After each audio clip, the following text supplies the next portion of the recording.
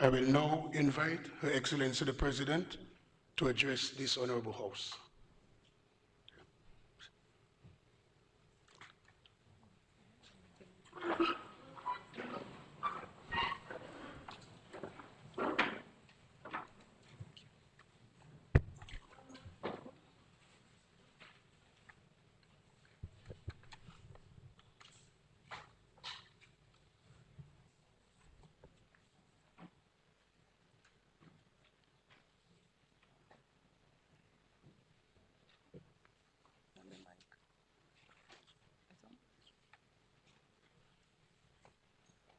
Mr. Speaker, honorable members of the House of Assembly, Your Excellencies, ladies and gentlemen, and the listening and viewing public, warmest greetings to you all.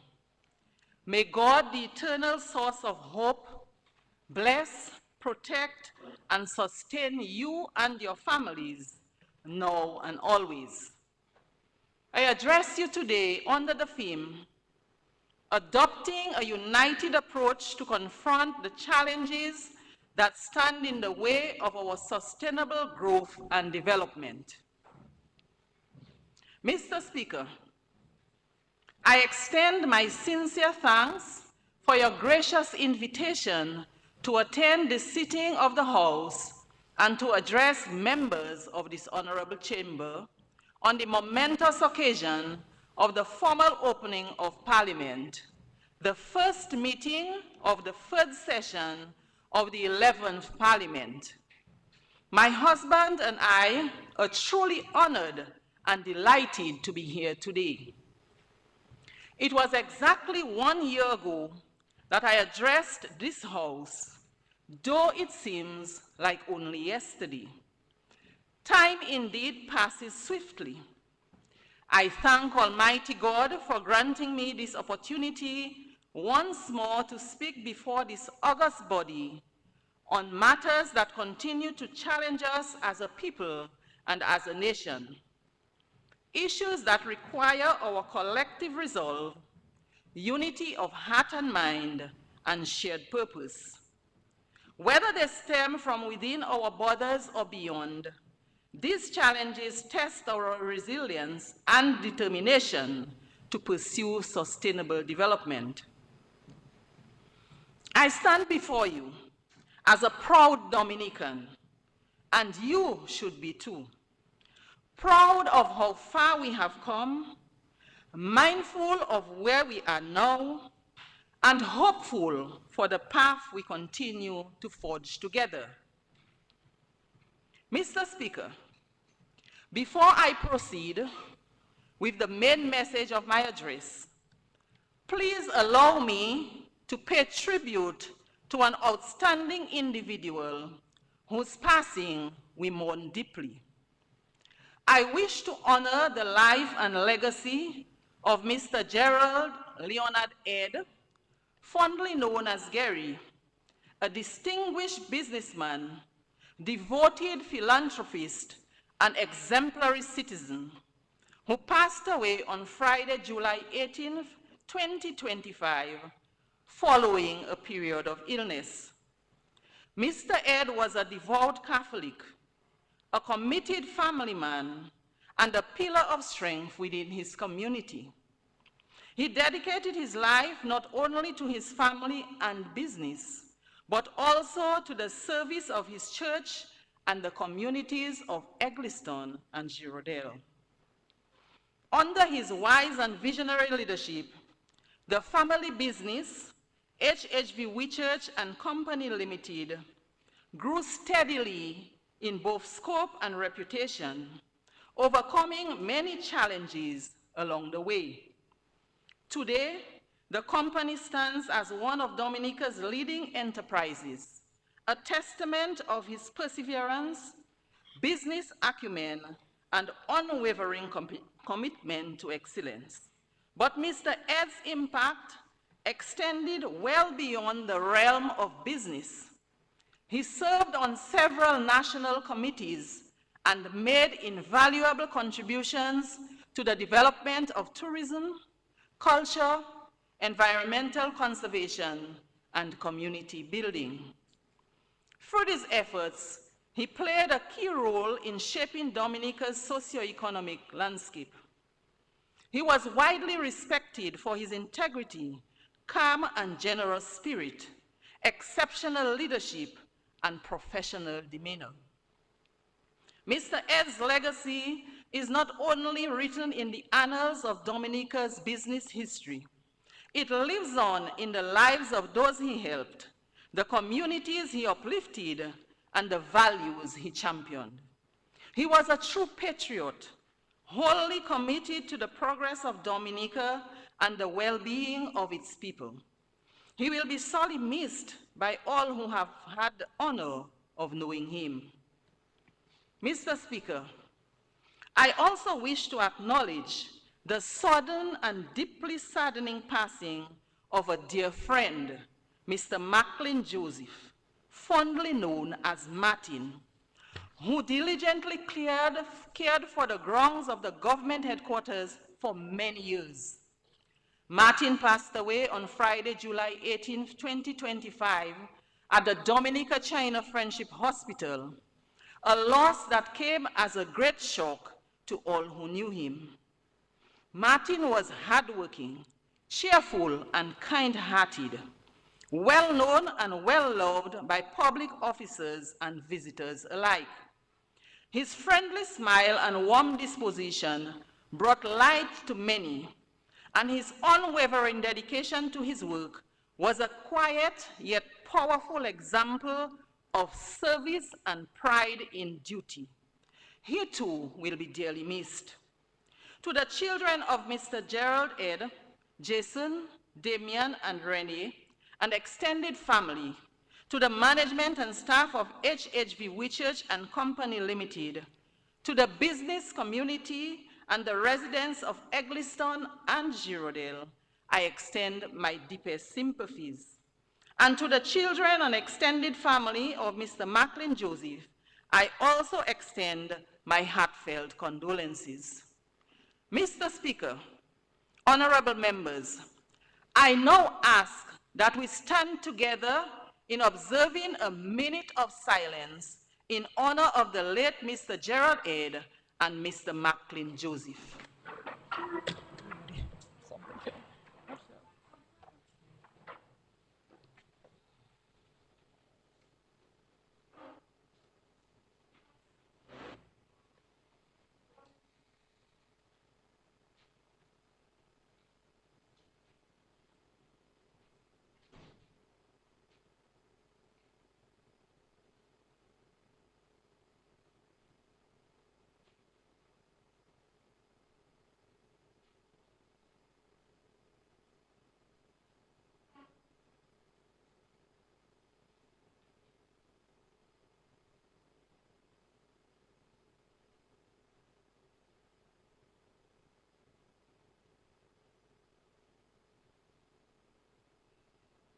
Thank you. You may be seated. May the souls of our departed brothers rest in eternal peace. Amen. Mr. Speaker, electoral reform and modernization.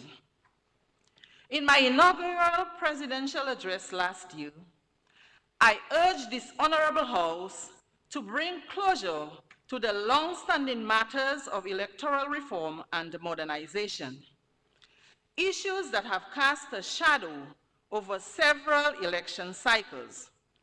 I called upon you to ensure that the rights of all eligible voters, whether residing at home or abroad, are fully protected, and that the voting process remains accessible, fair, and free from undue burden. Mr. Speaker, I am pleased to note that the advice I humbly offered was taken under serious and favorable consideration by members of this honorable House. On Wednesday, the 19th day of March 2025, a historic moment unfolded here in the Parliament of the Nature Isle. 3 significant bills on electoral reform and modernization were debated, unanimously passed, and enacted into law, despite resistance from a few pressure groups that sought to derail the process.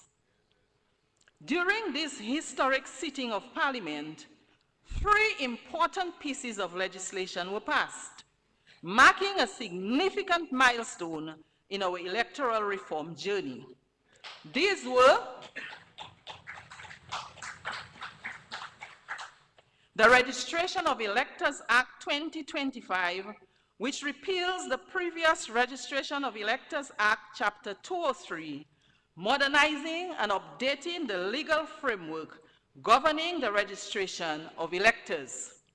The House of Assembly Elections Act 2025, which repeals the House of Assembly Elections Act Chapter 201 and provides an updated legislative framework for the election of members of the House of Assembly, and the Electoral Commission Act 2025, which enhances the operations of the Electoral Commission established under Section 56 of the Constitution and addresses related matters. These new laws embody modern principles and align with international best practices. Among the key reforms introduced are the introduction of voter ID cards to be used at the polls, a confirmation process that all registered voters must undergo to remain on the register, effectively addressing the long talked about cleansing of the voters list. Inclusion of clear provisions addressing bribery and cheating. The historic introduction of a provision granting equal access to state media for all political parties, a first in Dominica's history. The establishment of the Electoral Commission Fund to strengthen the Commission and support electronic registration and other technological advancements in the electoral process. To this end, government secured a loan of $6 million from the National Bank of Dominica, and a more robust and continuous process for revising the register of electors. Mr. Speaker, regarding campaign financing, the Honorable Prime Minister has publicly clarified government's position on multiple occasions. While government does not oppose campaign financing in principle, given its complexity and critical impact on the electoral process, it is imperative that further discourse and careful analysis take place.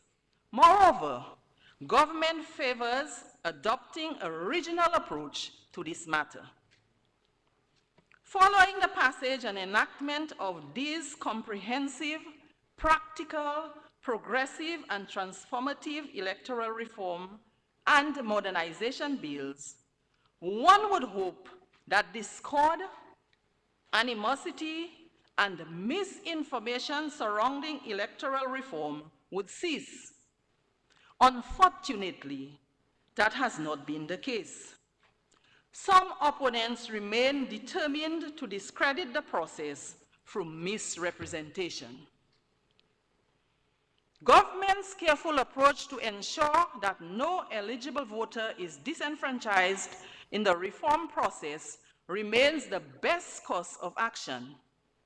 It must be understood that electoral modernization is an ongoing journey, and it is neither feasible nor prudent to adopt all recommended changes simultaneously. Parliament will, as it does with all legislations, amend these laws when necessary. Mr. Speaker, this marks a major milestone in our country's history in the arena of electoral reform. We should take pride in this achievement. This electoral modernization is a great start, and I am confident that the reform process will continue to evolve. Hats off to the honorable members of this House, the Attorney General and his team, the dedicated coordinators of the extensive consultation sessions, and the vast majority of Dominicans at home and abroad who embrace this bold and vital step towards strengthening and modernizing our electoral system. I strongly encourage all eligible Dominicans to participate in the upcoming confirmation process commencing on September 1. Your democratic right to vote is precious. Use it and protect it.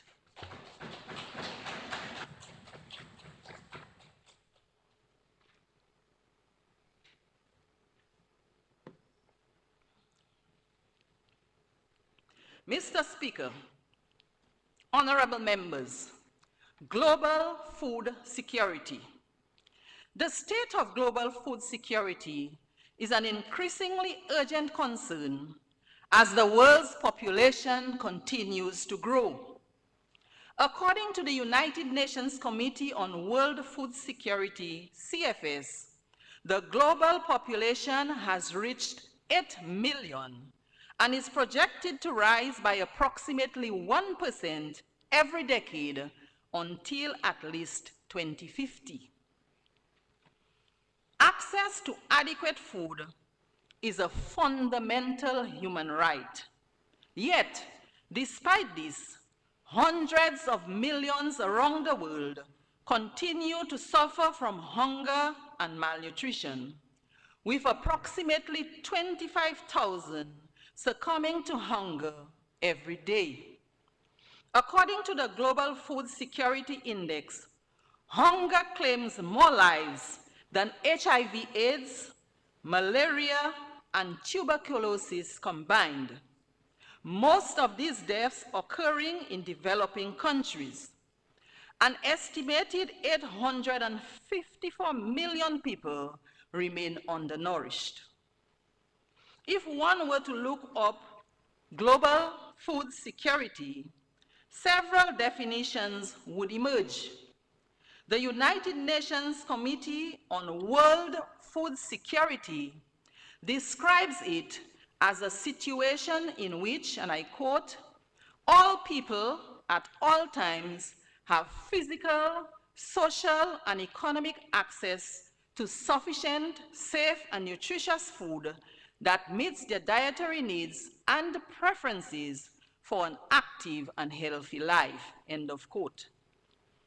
We must be mindful of the key drivers of food insecurity: extreme weather events, climate change, armed conflicts, pandemics, scarcity of fertile land, population growth, shifting dietary patterns, post-harvest losses, and other human-induced factors.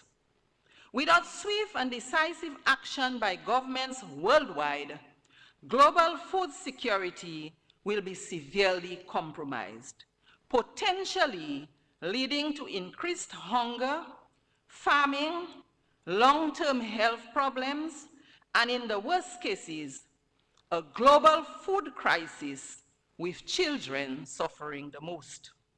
The global community must take drastic steps to prevent this by transforming the food system, reducing demand in wealthier nations while increasing supply in developing countries. In Dominica, our agri-food system faces significant challenges from climate change, increasing pests and diseases, particularly alien invasive species, our topography and vulnerability to natural hazards and disasters. In response, the government, through the Ministry of Agriculture, Fisheries, Blue and Green Economy, has developed policies and programs aimed at strengthening our food and nutrition system and building resilience. These policies promote enhanced domestic food production, sustainable practices, technological innovation, and climate resilience. The programs, including the country program framework, target the core dimensions of food security, food availability, access, nutritional adequacy, and supply stability. Additionally, the Agriculture and Food Systems Transformation Roadmap seeks to improve our natural resource base, enhance the resilience and sustainability of crop, livestock, and fisheries systems, develop risk-informed markets and value chains, and address food and nutrition security challenges. Thank God, Mr. Speaker, that Dominica has not reached a stage of food insecurity. We currently have sufficient food supplies and natural resources to support our population alongside adequate food safety net programs. This blessing must not be taken for granted. However, we must intensify efforts to educate our people on reducing food waste and encourage greater consumption and cultivation of local foods. Dominica's food import bill remains too high. The Eastern Caribbean Central Bank's data shows that since Hurricane Maria in 2017, food imports have increased every year, from $40 million in 2017 to $56 million today, with meat, cereals, fruits, and vegetables comprising a significant share of the import bill. Mr. Speaker, honorable members, fellow Dominicans, to safeguard against food insecurity, we must make a drastic shift in our approach to local food production and consumption.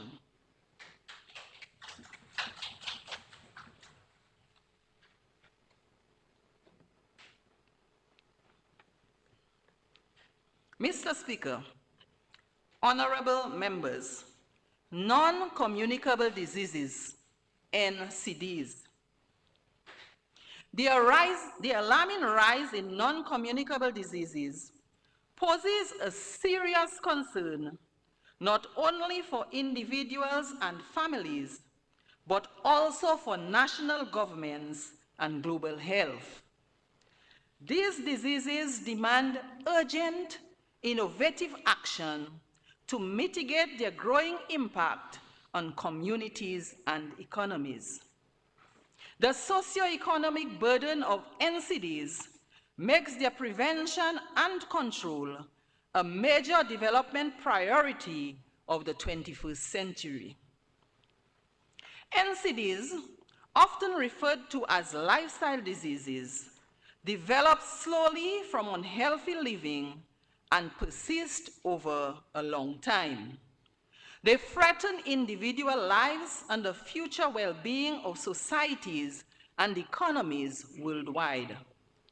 The World Health Organization defines NCDs as a group of conditions not primarily caused by acute infection, which result in long-term health consequences and often require prolonged treatment and care. These include cancers, cardiovascular diseases, diabetes, respiratory diseases, hypertension, and obesity, most of which are preventable. NCDs are the leading cause of illness, disability, and death globally. According to WHO, they account for 71% of all deaths annually. The top 4 killers are cardiovascular diseases, 17.9 million deaths annually. Cancers, 9 million. Respiratory diseases, 3.9, and diabetes, 1.6 million. The main risk factors include unhealthy diets, physical inactivity, tobacco use, and alcohol misuse. In Dominica, data from the Health Information Unit, HIU, shows a steady rise in NCD cases with substantial economic impacts. Free NCDs account for a significant share of disease burden and healthcare costs. Diabetes.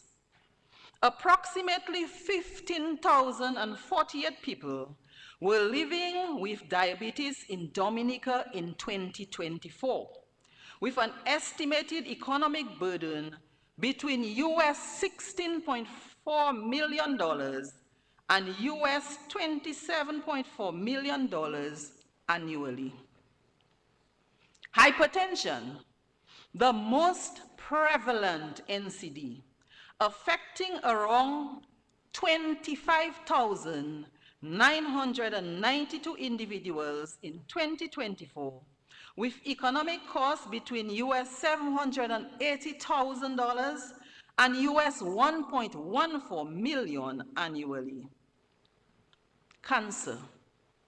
Cancer incidence has steadily increased, with 112 new cases recorded in 2024 alone. The economic burden for new cancer cases is estimated between US $112,000 and US $896,000 annually. These figures are alarming, especially for a small population. The United Nations Sustainable Development Goals set a target to reduce premature deaths from NCDs by 1/3 by 2030, SDG 3.4. The government of Dominica is committed to this goal and to SDG 3.8, which aims for universal health coverage and access to essential health care for all citizens. To effectively combat NCDs, the government recognizes the need to strengthen both prevention and treatment across the healthcare system while addressing the underlying social and lifestyle factors. To this end, government has enhanced medical facilities, improved access to medicines, boosted primary and secondary healthcare services, and scaled up primary healthcare initiatives. Mr. Speaker, honorable members, fellow Dominicans and residents, our nation stands at a critical juncture in the fight against non-communicable diseases. These diseases, such as heart disease, diabetes, cancer, hypertension, obesity, and respiratory illnesses, are silently taking a heavy toll on our people and on our health system. Recognizing the urgent need to act early, the government has strengthened national health screenings to detect NCDs sooner and prevent their progression. Physical activity is a powerful tool in both preventing and managing these diseases. To this end, the government has initiated several programs aimed at promoting physical activity and reducing sedentary lifestyles. Our Ministry of Health is committed to this fight, but unfortunately, health is an individual responsibility. We must all pay more attention to our wellness. So, what can we do collectively to prevent and manage NCDs? We start by adjusting our lifestyles, building awareness of NCD risks, educating our communities, discouraging tobacco use and excessive alcohol intake, promoting physical activity and healthy diets, improving air quality, and encouraging regular screening and timely treatment. Integrating mandatory fitness programs and health education into the school curriculum with ongoing monitoring will also contribute to long-term health improvements. Moreover, the integration of digital health tools, investment in prevention strategies, and real-time disease surveillance can transform Dominica's national health trajectory from reactive to proactive care. This shift is essential to improve population health, reduce economic losses, and build a sustainable health system. A healthy population is the foundation for national growth and development. Our families need us, our communities need us, and Dominica needs us. Let us join the Honorable Prime Minister, healthcare practitioners, and advocates in this vital fight against a public health challenge that threatens our nation's well-being and progress.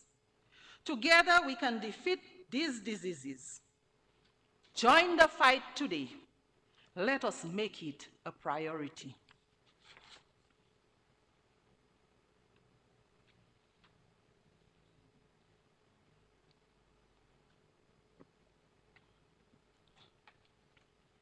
Mr. Speaker, honorable members, fellow Dominicans and residents, mental health.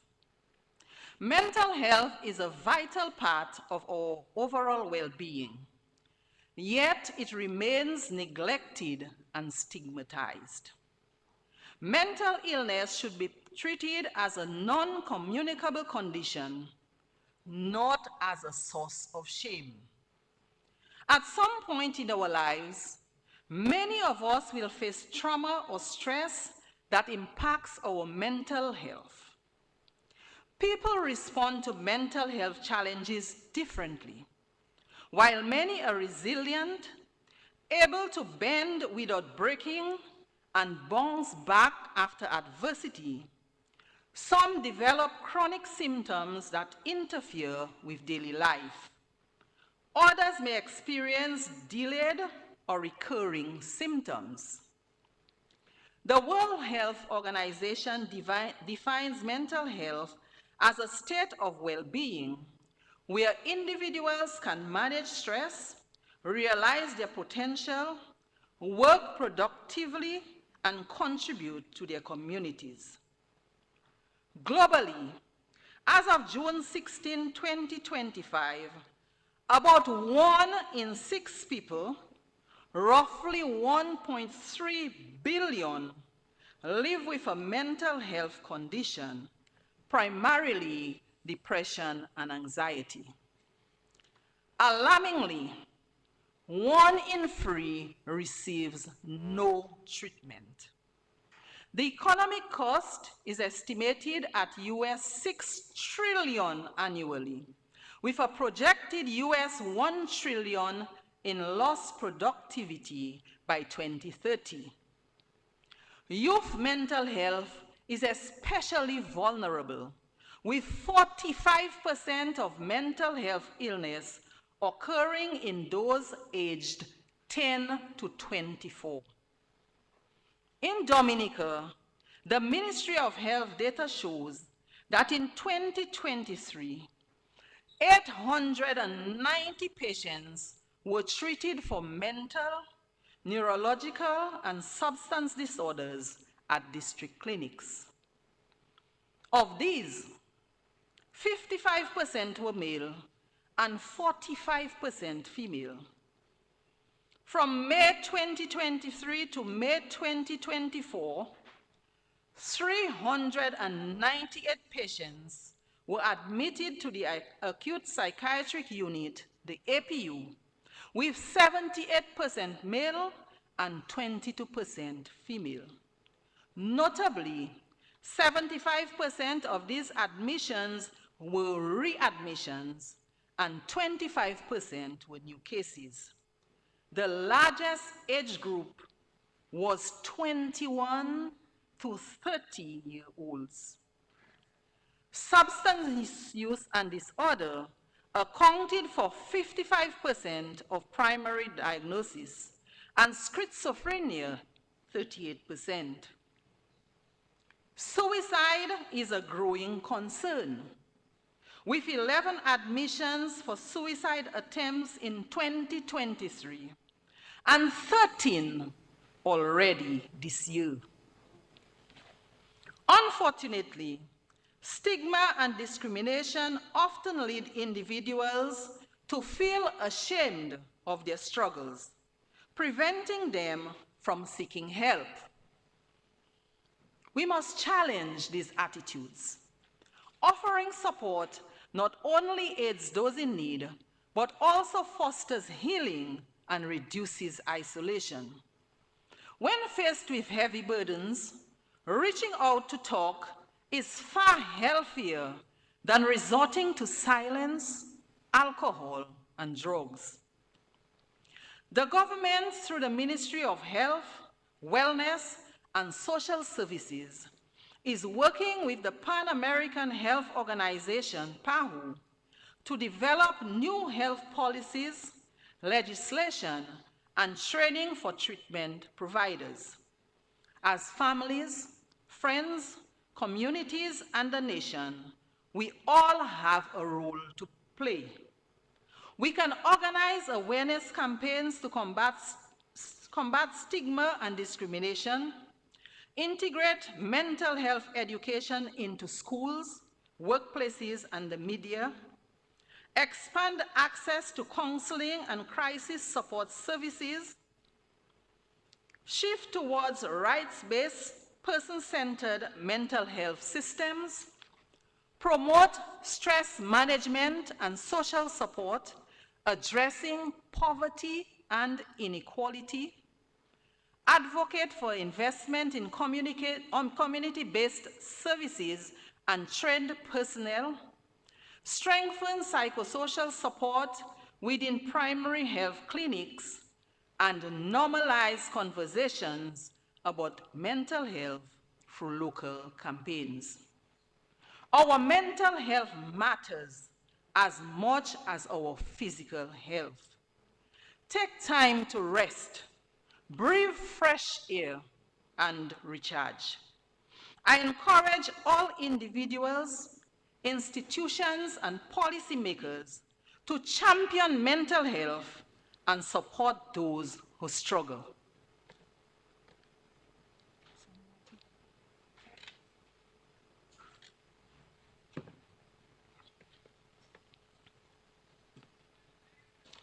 Mr. Speaker, substance abuse and addiction.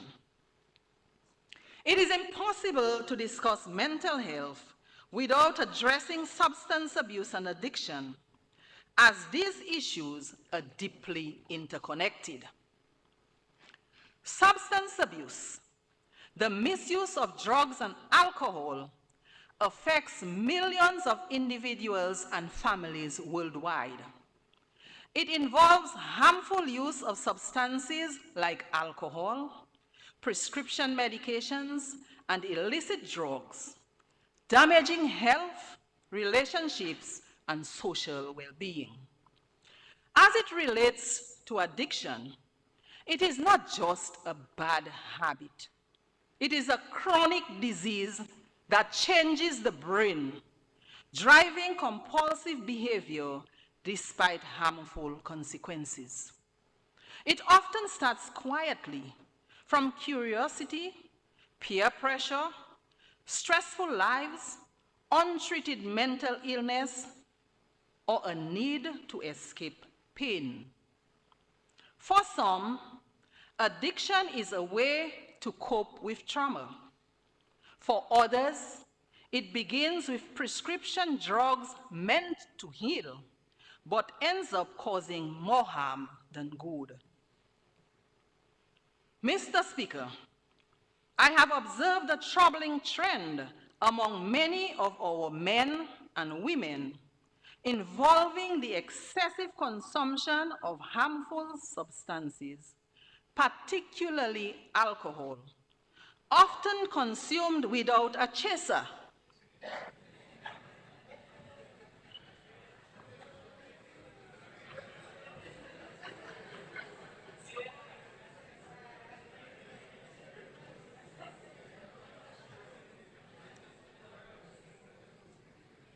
A practice known as, and I quote, throwback, end of quote. This is extremely dangerous. Abuse of alcohol and hard drugs damages our four main organs: the brain, the liver, the kidneys, and our heart. For example, hard drugs affect the brain's functionality by keeping only the reward center active. The liver usually takes 4 hours to digest a meal, but when we drink a single beer, it can take 8 hours to process the alcohol. Imagine the strain we place on our vital organs when we consume large quantities frequently. While moderate social drinking occasionally is not harmful, excessive and frequent intake is damaging and should be discouraged. Mr. Speaker, quitting addiction is not easy. Those battling it fight a war within their minds, face judgment from society, and struggle to rebuild lives often torn apart. Addiction isolates people, destroys families, derails careers, and leaves scars, both visible and invisible. It is a health issue, and like any illness, requires compassion, support, and treatment, not shame. So what can we do? First, we must educate ourselves and others to break down the stigma so people can feel safe seeking help. We need a holistic approach that includes prevention, treatment, and support systems. We must improve access to mental health care, counseling, and rehabilitation services. Let us support those struggling with addiction and build healthier, safer communities. We should teach our young people healthy ways to cope with stress and peer pressure. Most importantly, we must listen without judgment to those battling substance abuse. Recovery is possible. Many have walked through the darkness of addiction and found the light on the other side. But they did not do it alone, and no one should have to. Let us be part of the solution. Let us be the reason someone chooses to fight, to heal, and to hope again.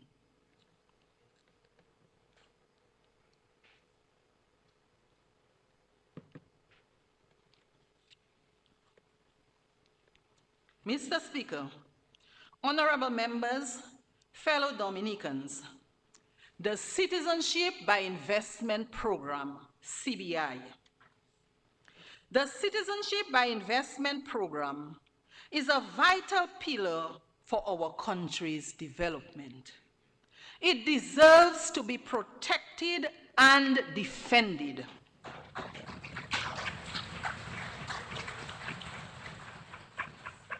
I pray daily for its sustainability. Without this program, our current progress would have been catastrophic.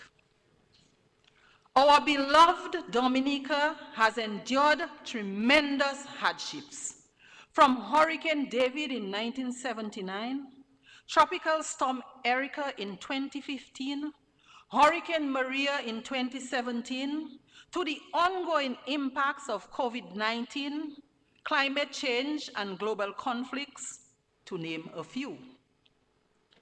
Tropical Storm Erica affected over 90% of our GDP, while Hurricane Maria's impact was around 226%.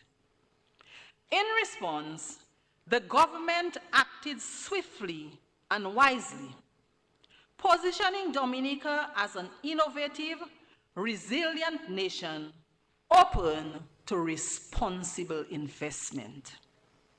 Consequently, the government strengthened the CBI program by enhancing transparency, compliance with international standards, rigorous due diligence procedures, and the integrity of the program. This responsible approach has earned investor trust and positioned Dominica as a leader in the CBI industry. Introduced in 1993, the CBI program is now one of the world's longest-running economic citizenship programs. Dominica has also been placed in the top spot of the CBI index rankings several times. Thanks to the over 20-year unwavering commitment to the program of this current administration. Furthermore, at the recent OECS Heads of Government meeting in Antigua in April of this year, proactive steps were taken to address concerns and improve CBI programs across the region, including the signing of a Memorandum of Understanding. The CBI program's contribution to Dominica's economy and sustainable development has been immense. Its revenues have funded national projects in infrastructure, healthcare, education, housing, tourism, and climate resilience, namely a new international airport, geothermal energy facilities, major hotel developments, climate resilient homes, 12 new health centers, school construction and renovations, the new Marigot Hospital, the Cabritz Marina in Portsmouth, and the cable car system, to name a few. These initiatives have the power to transform our socio-economic landscape and improve lives across Dominica. Mr. Speaker, over the years, Dominica's Citizenship by Investment program has come under constant attack from critics in both traditional media and across social platforms. But let us be clear, these voices do not have Dominica's best interests at heart. Their mission is not to build, but to break down, not to uplift, but to undermine. What drives them is not national progress, but personal and political agendas. So I ask you, are we going to sit back and allow these forces to rob us, our children, and our country of an opportunity to thrive? Absolutely not. There is far too much at stake. The CBI program has been a lifeline for Dominica. It has helped rebuild after disasters, supported critical infrastructure, improved healthcare and education, and created thousands of opportunities for our people. It is without question the goose that lays the golden egg, and we must not allow anyone to kill it.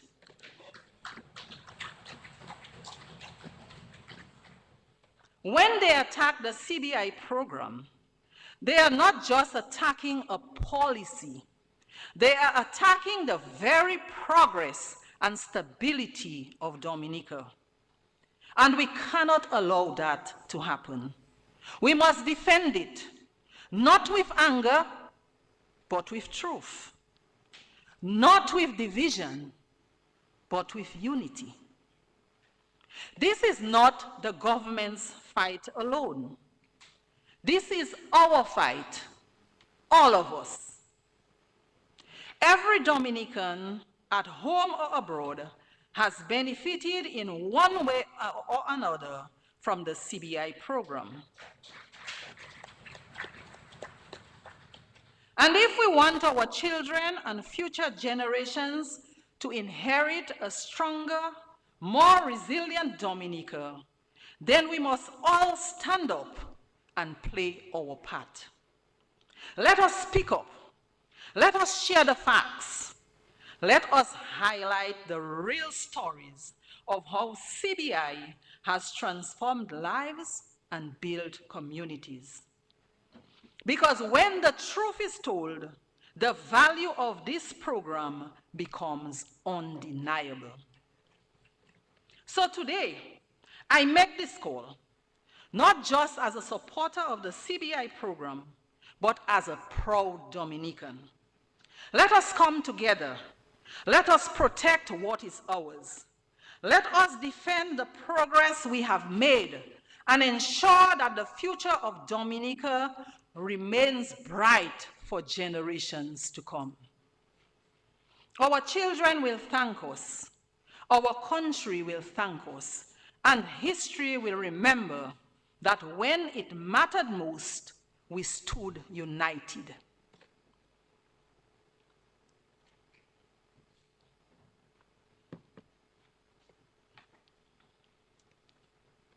Mr. Speaker, honorable members, fellow Dominicans, defending Dominica's integrity and future.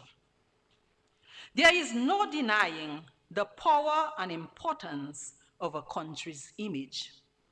It is a reflection of our collective identity, values, and aspirations. From an early age, we were introduced to the symbols of our nationhood, particularly our national anthem, our national flag, and our national pledge. These are more than just rituals or symbols. They are expressions of who we are as a people. Today, I wish to reflect on our national pledge, penned by the late Mr. Peter Israel, a true patriot and servant of this land. And I invite you to join with me as we recite the national pledge. Before God and all mankind, I pledge allegiance to the flag of the Commonwealth of Dominica and to the sovereign republic for which it stands. My love, my loyalty and skills in the service of Dominica and my fellow citizens. I promise to work diligently and to help build a prosperous and peaceful nation. Thank you. My fellow Dominicans, this is not just a promise. We made a vow to honor our nation, to serve our people, and to build a better, stronger Dominica. That pledge should continue to guide our words, our actions, and our choices. We must never allow anyone to tear down what our ancestors toiled and sacrificed to build, and what we too are working hard to advance, a thriving, united Dominica.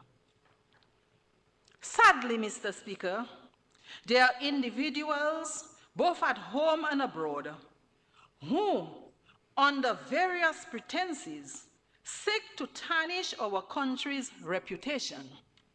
They deliberately spread misinformation and negativity, attacking programs such as our Citizenship by Investment initiative and attempting to derail our economic progress and social cohesion. We must understand the stakes. A country's image matters. It shapes how others see us, how we see ourselves, and how we are treated by the global community. A positive image attracts investments, tourism, and respect. A damaged one does the opposite. We cannot afford that. Let us be clear. Anyone who makes it their mission to defame Dominica's name and undermine its progress cannot be considered a friend of this nation. They must be seen for who they truly are. Dominica's image is not a trivial matter. It belongs to all of us, and we are all responsible for protecting it. Just as each citizen wants to be respected and valued, our country too deserves dignity and honor. If we damage Dominica's reputation, we all suffer. If we uplift it, we all benefit.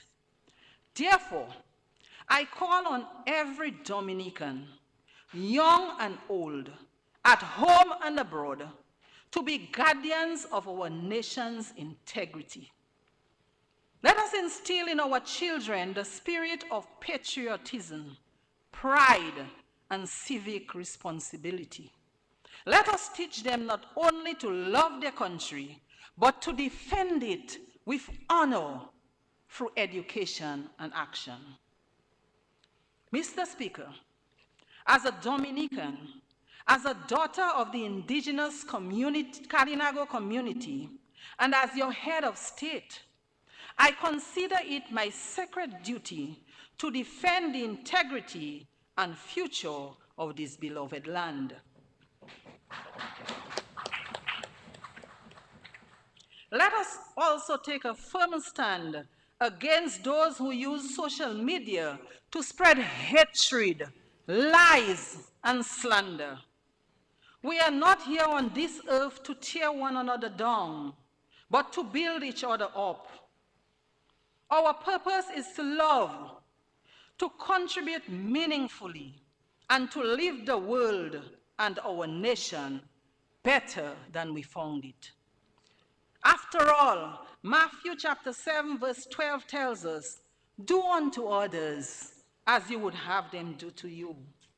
This is known as the golden rule. Let us adhere to that rule. Dominica is all we have. My Kalinago ancestors protected her. Our African heroes protected her. Now, let us protect her with pride, unity, and unwavering resolve.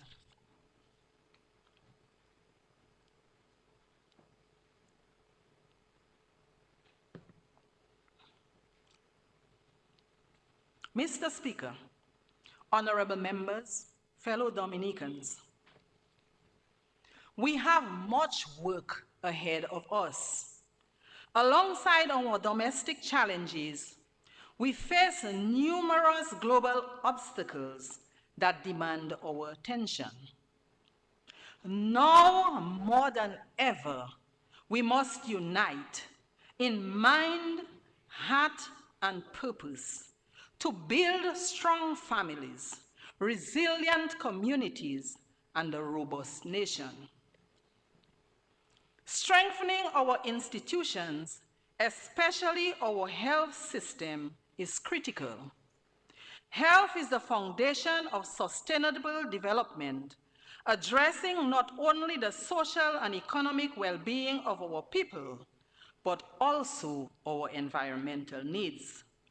A healthy population is essential for national growth, resilience, and the achievement of our sustainable development goals.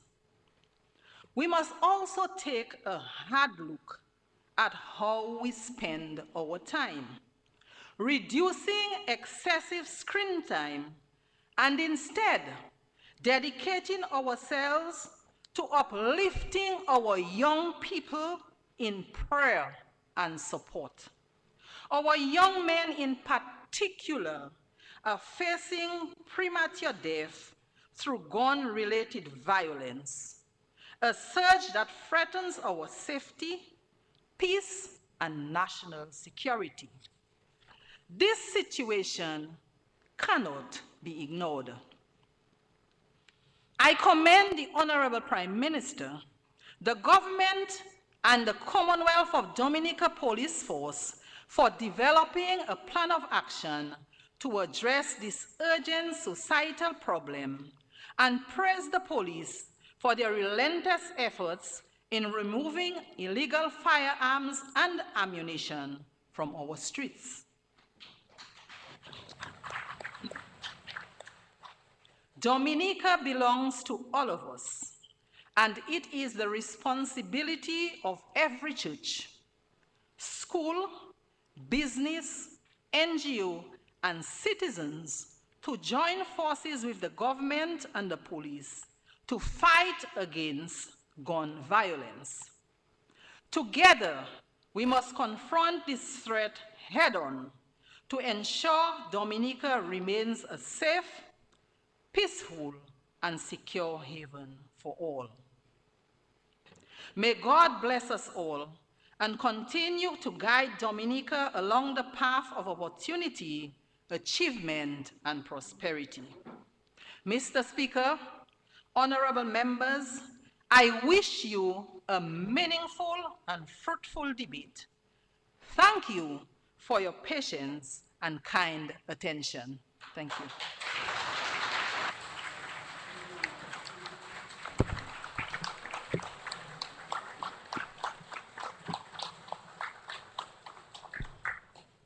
I shall now take leave of Her Excellency, the President. Mr. Speaker.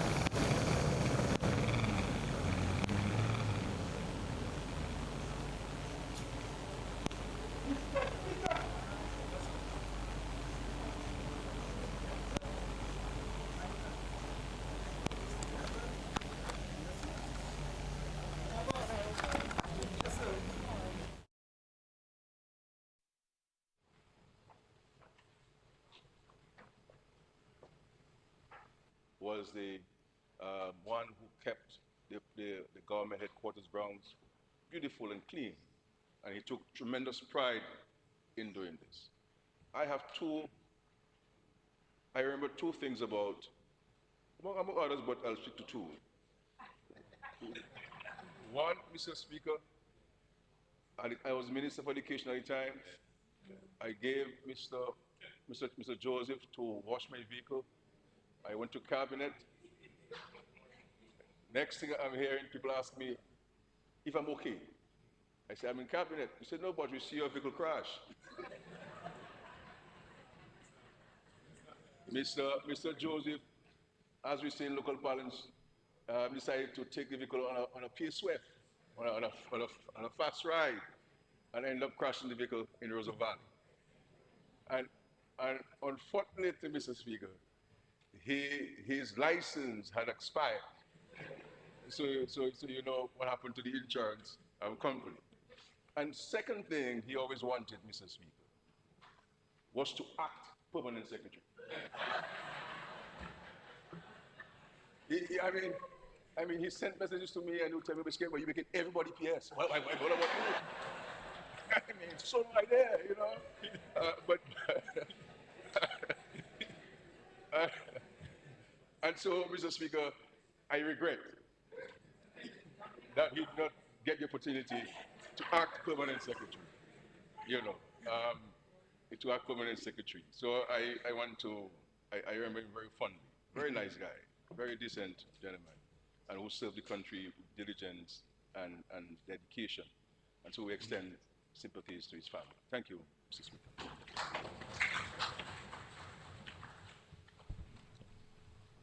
Mr. Speaker, I rise to extend my deepest condolences to the family of Mr. Ed. I know the people of Girodel and Eggleston will miss Mr. Ed greatly. He contributed immensely to the twin communities. As Prime Minister rightly said, he cared very deeply about the beautification and cleanliness of the communities, and tourism was very dear to his heart. And we had a little joke because I could never spell his surname properly. And he always corrected me on that, and he was somebody who provided advice all the time and recommendations as to how we could improve and develop where tourism is concerned. So on behalf of myself, my family, and the twin communities of Girodel and Eggleston, I'd like to extend my deepest condolences to his family and friends, and just to let them know that we're there with them and they're in our thoughts. Surprisingly, these two people are both in my constituency, Mr. Speaker, and McLean Joseph was from the community of Kingshill, and I was extremely close to all his children. And when he fell sick, his son called me, very frantic, tell me, "Pa, Rep, call the ambulance, my dad isn't well." And so I was with them throughout, and I believe that everybody who walked through the gates of the government headquarters would have interacted with Markley. He ensured that people's vehicles were clean. He ensured that the yard was clean. He would give direction. So PM, we probably would have to give him that PS title, probably put it on his coffin. PS McLean. And so on behalf of the people of Kingshill, I want to extend my deepest condolences to the family of Mr. Joseph, and may both of them rest in eternal peace. Thank you, Speaker.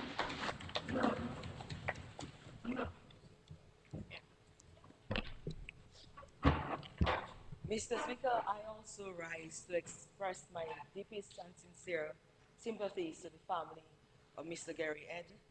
Mr. Gary Ed, as the Prime Minister said, was a true patriot of Dominica and a champion of tourism, especially cruise tourism, Mr. Speaker. Mr. Speaker, but also a man of the greatest humility, Mr. Speaker.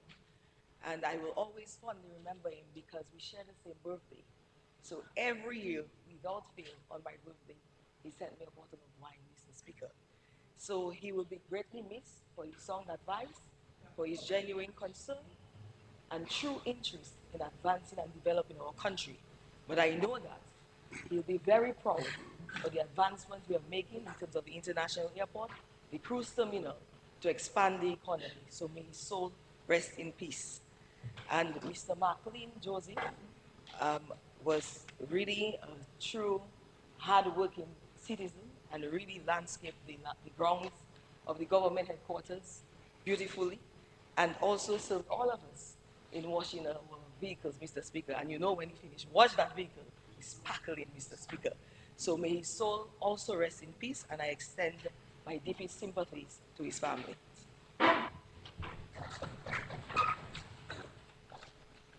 I myself would like to extend deepest sympathies to the families of both Mr. Martin and Mr. Ed. Martin and I grew up in Kings Hill, that some people may not know, from since 1979. So up in Kings Hill, Lower Kings Hill, and both his mom and my mom moved to Upper Kings Hill. So we have known each other from since then, boys' school and in Kings Hill. So I really want to extend this to his family. To Mr. Ed, interestingly, Mr. Ed was not just a businessman.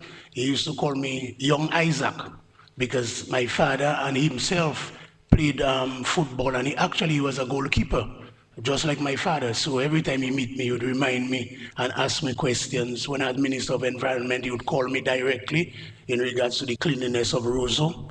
So we go way back, you know, so I would like to extend my sympathies to both families. Of minutes.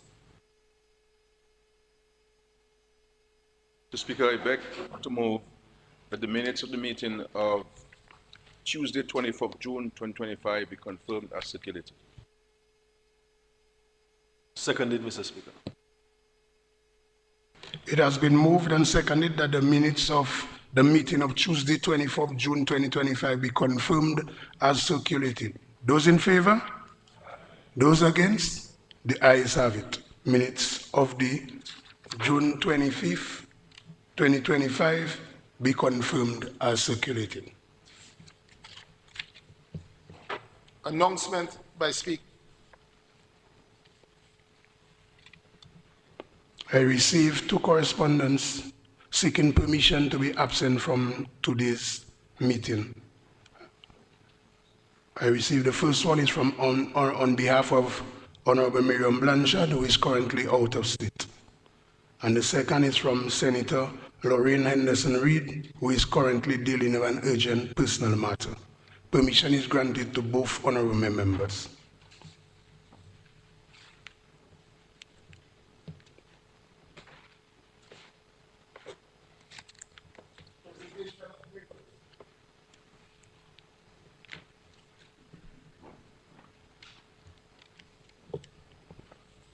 Mr. Speaker, I beg to lay the following papers on the table. 1, Proclamation Proroguing Parliament, SRO number 25 of 2025, and 2, Proclamation Reconvening Parliament, SRO number 26 of 2025. Mr. Speaker, I beg to lay the following papers on the table. Draft estimates of revenue and expenditure for the financial year 2025-2026, debt portfolio review for the fiscal year 2023-2024. Mr. Speaker, I beg to lay the following papers on the table. Civil Aviation Air Traffic Services Regulation 2024, SRO number 21, 2024. Civil Aviation Regulations 2024, SRO number 22, 2024. Civil Aviation Safety Management Regulations 2024, SRO number 23, 2024. Civil Aviation Arms Fatigue Management Regulations 2024. Civil Aviation Construction of Instrument Flight Procedures 2024. Civil Aviation Units of Measurement for Air and Ground Operations Regulations 2024. Civil Aviation Aeronautical Search and Rescue Regulations 2024.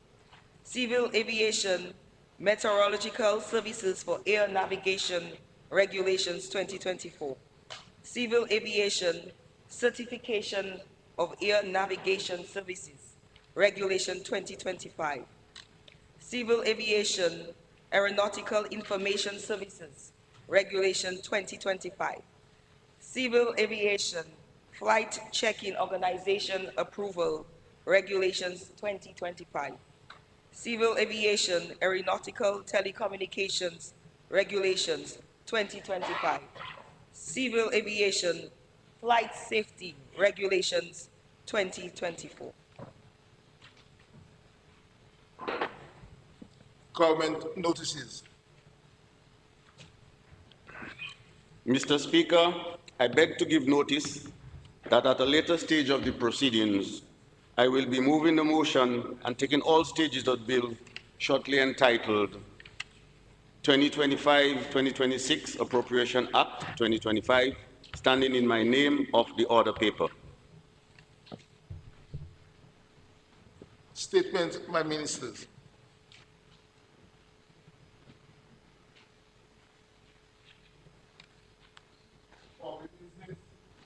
Government business motion.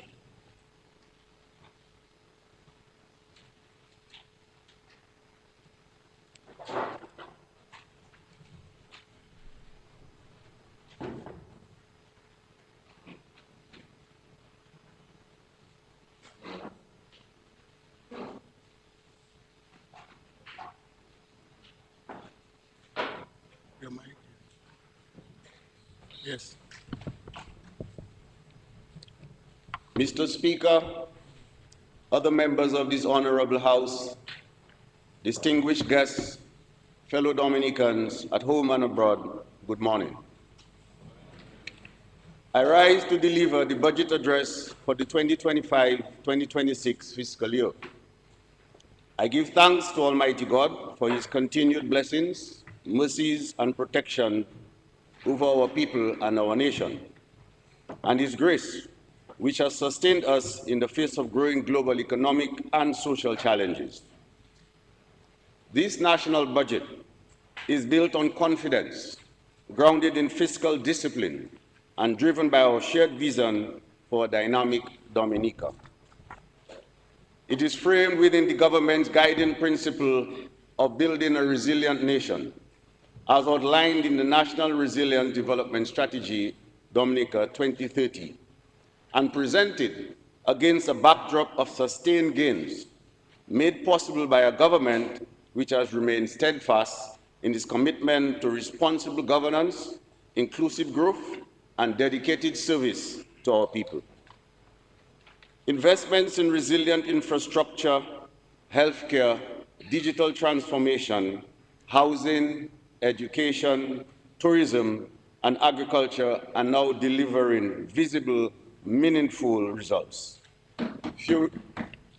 fueling economic recovery, improving livelihoods, and strengthening public and investor confidence. It is within this context that this year's budget has been developed under the theme, Balancing Resilient Development and Fiscal Discipline for Sustainable Growth. Mr. Speaker, building on the work which this government has already started, we remain firm in our mission to strengthen and expand the economy and national infrastructure, protect the environment, and ensure an efficient and transparent public service. We are eternally grateful that in spite of the climatic and global policy uncertainties, the future is promising. This is not a time to retreat or slow down. It is a time to press forward, accelerate progress, and deepen reforms. I will now give an overview of our achievements. Over the past year, present the fiscal year 2025-2026 budget estimates and outline our plans for the year ahead. Macroeconomic performance. Mr. Speaker, the swift escalation of trade tensions and extremely high levels of policy uncertainty are having a significant impact on global economic activity. According to the World Economic Outlook report, of April 2025, global growth is estimated at 2.8% in 2025, with projections of 3% for 2026. Growth in advanced economies is projected to be 1.4% in 2025, and in emerging markets and developing economies, growth is expected to slow down to 3.7% in 2025 and 3.9% in 2026. Regionally, economic activity in the Eastern Caribbean Currency Union expanded in 2024 by 3.6%, and growth is expected to continue with projections of 3.2% and 3.4% for 2025 and 2026, respectively. I am happy to report, Mr. Speaker, that in keeping with the regional trend, Dominica's real GDP is estimated to have grown by 3.5% in 2024. Mr. Speaker, this growth was fueled by robust wholesale and retail trade, a very ambitious public sector investment program, increase in tourism activity, and growth in agricultural output. The rate of inflation also declined slightly, averaging 3.1% in 2024, down from 3.5% in 2023, due to the easing of food and commodity prices. The current account deficit is estimated to have narrowed by 2% points to 32.2% of GDP in 2024, but remains above its norm due to import-heavy infrastructure projects. Currently, our debt to GDP ratio hovers around 89%. There was a slight decline in government's fiscal position in fiscal year 2024-2025, moving from a primary surplus of 1.5% of GDP in the previous year to a deficit of 0.6%. However, fiscal year 2024-2025 has had the strongest tax revenue performance on record, as well as the high tax areas collection, a clear sign of the impact of increasing economic activity and improvement in tax administration. There was growth in tax revenue collection, with all the major tax categories surpassing collections of the previous year. VAT has performed exceptionally well, exceeding budget estimates by 3% and surpassing collections for the previous year by $9 million.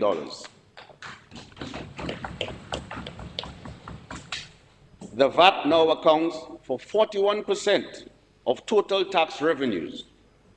Taxes on incomes and profits also had a strong performance, surpassing budget expectations as well as last year's collections. Non-tax revenue, supported mainly by CBI inflows, grew by 3.1% over that of the previous year.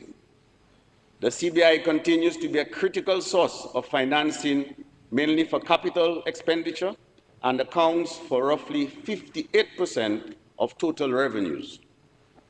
Overall, outlays for recurrent expenditure have increased slightly by 1.3%. Expenditure on personal emoluments, as well as transfers and subsidies, registered increases, while interest payments and spending on goods and services declined. It should be noted that total recurrent expenditure fell well within the budget's estimates for this year. Mr. Speaker, fiscal year 2024-2025 saw a notable increase in capital expenditure, equivalent to 31% of GDP, reflecting the ongoing infrastructure development push as government continues to invest heavily in economic infrastructure, resulting in a capital expenditure of $603.5 million. Mr. Speaker, the macroeconomic outlook. With regard to the outlook, growth continues in 2025, with projections at a further 4.2% of GDP by the end of the calendar year, while inflation is projected to stabilize at around 2%, broadly aligned with the US price trends. The current account deficit is forecasted to narrow to its historical norm of 15 to 16% of GDP by 2027-2028. The fiscal operations for budget year 2025-2026 are projected to yield a primary surplus of 1% of GDP, as strong revenue growth is expected to offset increases in both recurrent and capital expenditures. Further expansion in tax revenue will persist throughout the year, with all major tax categories growing by an average of 4.5%.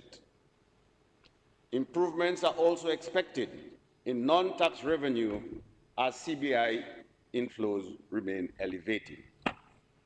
Mr. Speaker, expenditure growth for this fiscal year is fueled by 9.6% increase in capital expenditure over the actual capital expenditure for last fiscal year. As a result, the capital expenditure is now equivalent to 32% of GDP. Recurrent expenditure is expected to grow by 7.6% over actual expenditure for last year, and 0.1% of last year's estimates driven by allocations for personal emoluments. The outlook for the 2026-2027 and 2027-2028 fiscal years suggests further improvements in the fiscal balances as revenues continue to grow in line with projected economic expansion and total expenditures levels out. Mr. Speaker, risks to the outlook remain active as ongoing geopolitical tensions could disrupt Dominica's tourism, trade, and external competitiveness. Extreme climate events could severely damage infrastructure and compromise growth. Furthermore, domestic risks such as fiscal underperformance and lower than expected CBI inflows could jeopardize the completion of key infrastructure projects with knock-off effects to growth and debt. On the other hand, Mr. Speaker, better than expected dividends from construction of the international airport and the marina, commissioning of the new geothermal energy plant, or higher growth in advanced economies could pose upside risks to the outlook. Additionally, the implementation of the Fiscal Responsibility Framework in 2026, the creation of a debt repayment fund, that's DRF, and the establishment of the Vulnerable Risk and Resilience Fund, VRF, will help in maintaining a sound fiscal position. Economy, 57.4 million. Ministry of Foreign Affairs, International Business, Trade and Energy, 22.7 million. Cabinet Office, 3.4 million. Ministry of Labor, Public Service Reform, Social Partnership, Entrepreneurship and Small Business Development, 2.3 million, all totaling $679.9 million. Mr. Speaker, the largest share of the recurrent estimates, 43%, that is 292 million, is allocated to the Ministry of Finance, Economic Development, Climate Resilience, and Social Security. Of this amount, 128 million is allocated for debt service payments, demonstrating our unyielding commitment to meeting our financial obligations on time and in full. A further 47.3 million is appropriated for retirement benefits. Mr. Speaker, this government continues to bear in mind those who have rendered all or most of their working life to the state, our dear retired public officers.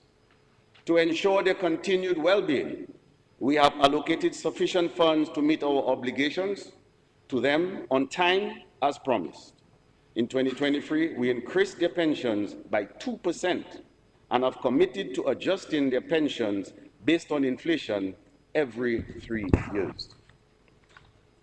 Mr. Speaker, in building fiscal resilience against natural disasters, 8.4 million of the Ministry of Finance allocation will go toward Caribbean Catastrophe Risk Insurance Facility, CRIF, to cover tropical cyclones, earthquakes, and excess rainfall premiums. Mr. Speaker, the Ministry of Health, Wellness, and Social Services will receive the second largest allocation, amounting to 72.8 million or 10 0.7% of the recurrent expenditure. We recognize that healthy population is the cornerstone of a healthy economy, and our investments in the health sector reflect that understanding. The Ministry of Education, Human Resource Planning, Vocational Training, and National Excellence received the third largest allocation at 71.3 million, or 10.5% of recurrent budget, underscoring our long-standing commitment to education as a critical driver of development.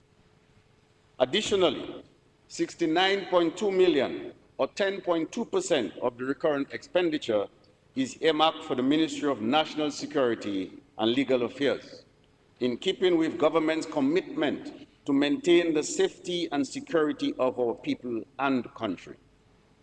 The Ministry of Public Works, Public Utilities, and the Digital Economy will be allocated 57.4 million, or 8.4% of the total resource envelope, reflecting the importance we place on infrastructure and our growing digital transformation agenda.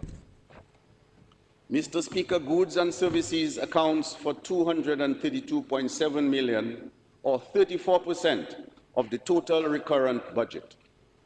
Personal emoluments are estimated at 180.1 million, or 26% of the current budget, and include an amount of 12 million allocated for proposed salary increases for fiscal years 2024, 2025, and 2025-2026, as negotiations with public sector unions continue. Transfers and subsidies, including retirement benefits, public assistance, subventions for salaries of staff of statutory authorities, such as the Dominica China Friendship Hospital, and contributions to regional and international organizations total 133.6 million, or 20% of the recurrent expenditure. While interest payments are estimated at 49.7 million, and debt amortization and contributions to the sinking fund are expected to total 78.3 million. I now turn to the capital estimates for the 2025-2026 fiscal year. Mr. Speaker, I propose a total capital expenditure of 661.7 million, representing a reduction of 273.2 million compared to last year's estimates. However, this year's is 58.2 million higher than the projected actual capital expenditure for fiscal year 2024-2025. The detailed breakdown of the capital expenditure by ministry and department are as follows. Office of the President, 0.8 million. Ministry of National Security and Legal Affairs, 2.8 million. Elections, 3.8 million. Office of the Prime Minister, 357 million. Ministry of Finance, Economic Development and Climate Resilience and Social Security, 14.2 million. Ministry of Agriculture, Fisheries, Blue and Green Economy, 23.4 million. Ministry of Education, Human Resource Planning, Vocational Training and National Excellence, 14.8 million. Ministry of Housing and Urban Development, 18.4 million. Ministry of Health, Wellness and Social Services, 10 million. Ministry of the Environment, Rural Modernization, Kalinago Upliftment, and Constituency Empowerment, 42.9 million. Ministry of Tourism, 5.6 million. Ministry of Culture, Youth, Sports and Community Development, 15.7 million. Establishment, Personnel and Training Department, 0.7 million.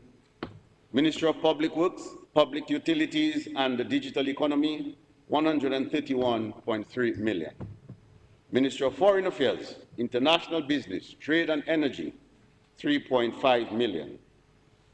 No, 16.8 million. Ministry of Labor, Public Service Reform, Social Partnership, Entrepreneurship and Small Business Development, 3.5 million, all totaling 661.7 million. Mr. Speaker, our government continues to make strategic investments in transformative infrastructure projects, economic resilience, and excellent service delivery. These capital allocations are designed to support our national priorities, strengthen our productive capacity, and improve the quality of life of our people. Budget proposals, Mr. Speaker. Permit me now to present the details of the budget proposals for fiscal year 2025-2026. Throughout the years, our government plans have consistently placed our people at the forefront of national development, and the upcoming fiscal year is no exception. This reflects our firm belief that citizens must remain central to the nation's progress, and that no one should be marginalized or left behind. Accordingly, the programs and projects planned for the 2025-2026 fiscal year are designed to create employment, support business development and expansion, and grow a strong, diversified economy, thereby enhancing the quality of life, creating meaningful opportunities for prosperity, personal growth, and social resilience for all citizens. Mr. Speaker, as I outline our plans for the year ahead, I will also highlight key accomplishments from the past fiscal year that have laid the foundation for the progress we continue to seek to achieve. Agriculture and fisheries sector. Mr. Speaker, over the past years, more than $130 million was invested to restore and develop agriculture and fisheries. These investments are in fulfillment of government's commitment to increase agricultural production, enhance agro-processing output, improve Dominica's brand, and expand our market share locally, regionally, and internationally. The crop subsector. Last fiscal year, in our thrust towards the economic advancement of the sector, strategic interventions were prioritized as relates to the 5 C's strategy, that is coconut, citrus, coffee, cocoa, and cannabis. In respect of coconut and cocoa, the government ensured the distribution of planting materials in excess of 10,000 coconut plants, distributed to 188 farmers, and 17,000 cocoa plants to 85 farmers. As it relates to citrus, Mr. Speaker, construction is nearing completion of the 7.7 million modern citrus certification facility at Londonderry. This facility will enhance Dominica's capacity to produce certified high-quality citrus planting material in line with international standards, thereby strengthening the resilience and competitiveness of the citrus industry.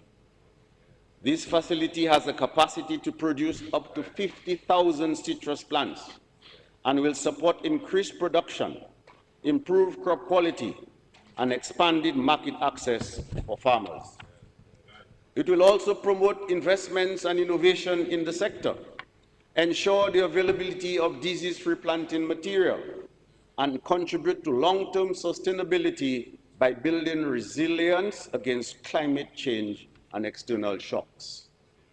In tandem with this investment, the government is continuing its efforts towards the propagation of disease-free citrus planting material, which includes the grafting of 50,000 rootstocks.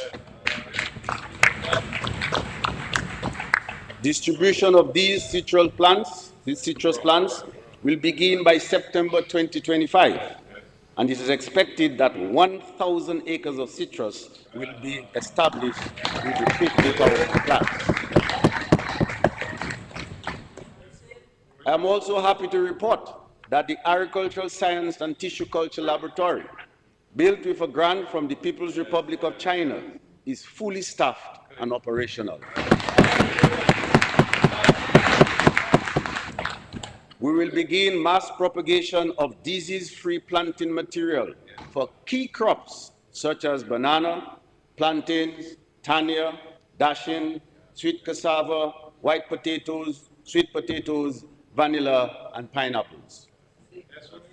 Mr. Speaker, as we continue on our ambitious path to transform the agricultural sector, I am pleased to highlight the commencement of the 9th phase of the China Aid Dominica Agricultural Technical Cooperation Project. Mr. Speaker, that's a significant milestone and another proud chapter in the long-standing partnership between the government of Dominica and the People's Republic of China.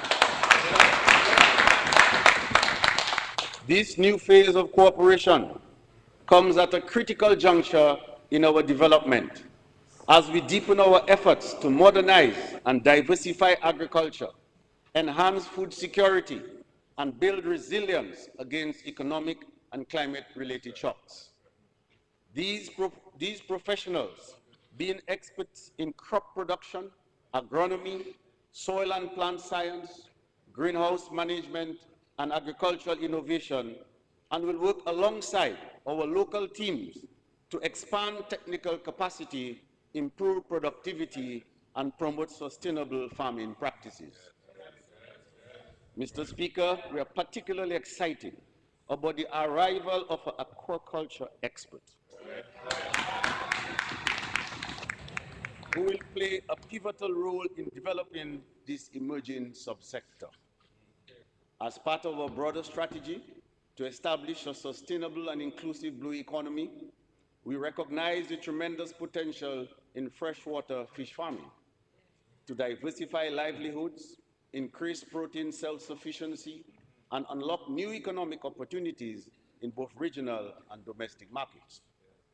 Through this collaboration, we will not only introduce new techniques and infrastructure, but also lay the foundation for Dominica to become a regional player in aquaculture. Mr. Speaker, the 9th phase is a tangible step forward in our national effort to create a climate-smart, innovation-driven agricultural sector that contributes meaningfully to the national development and economic transformation. Mr. Speaker, in the 2024 budget presentation, government highlighted its commitment to the development of comprehensive legislation that allows safe access to cannabis products for medicinal and therapeutic use, while creating economic opportunities for growers and processors of the cannabis plant. I am pleased to report that in March 2025, the Cabinet approved the establishment of the National Advisory Committee on Medicinal Cannabis to guide the strategic development of Dominica's cannabis industry.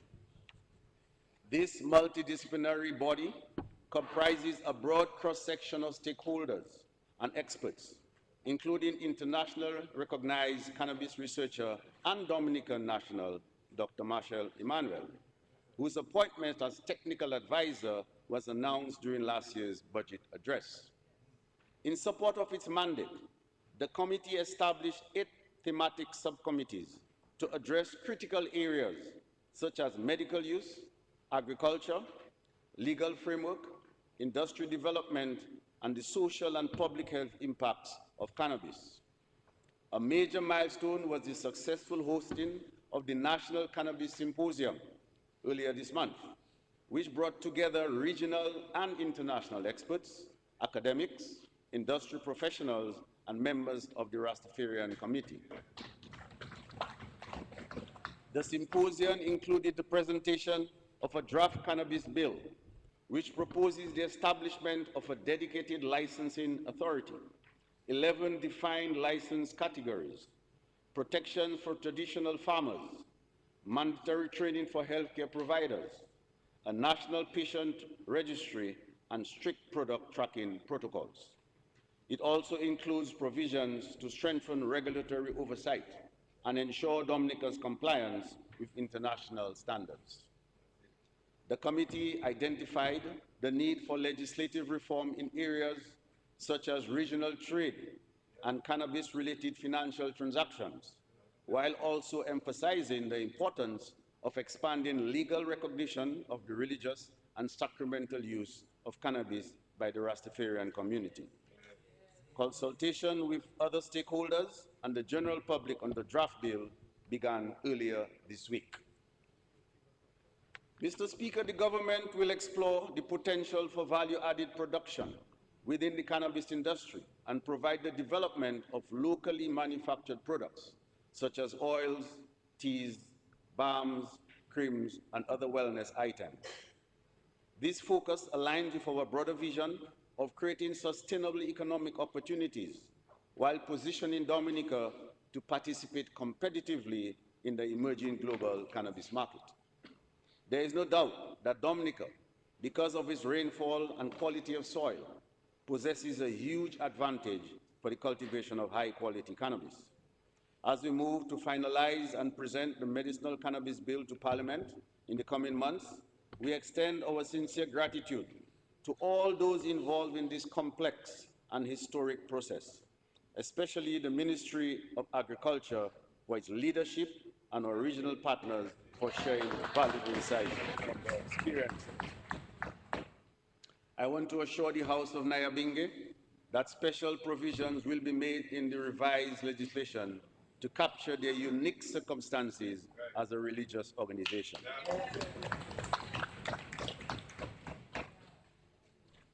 Supporting our youth in the productive sector, Mr. Speaker. Greater attention is being given to our youth, who from all evidence are playing a vital role in the agricultural sector. During fiscal year 2024-2025, youth engagement and agricultural literacy continued under National Agriculture Education Program. Through 4-H Club and school gardens, along with hands-on initiatives in vegetable production, hydroponics, fruit tree cultivation, and small livestock rearing, students gain exposure to sustainable farming practices and improved nutrition. Over 20 schools benefited from the National Seedling Distribution Initiative and received technical training and mentoring support from the agricultural extension officers and interns of the National Employment Program. The reform of the National Association of Youth in Agriculture, NAYA, further advanced youth involvement, creating leadership opportunities, and supporting agri-entrepreneurial efforts through training, advocacy, and regional exposure, including participation in key forums in Antigua and Costa Rica. In parallel, significant strides were made in supporting young agro-processors.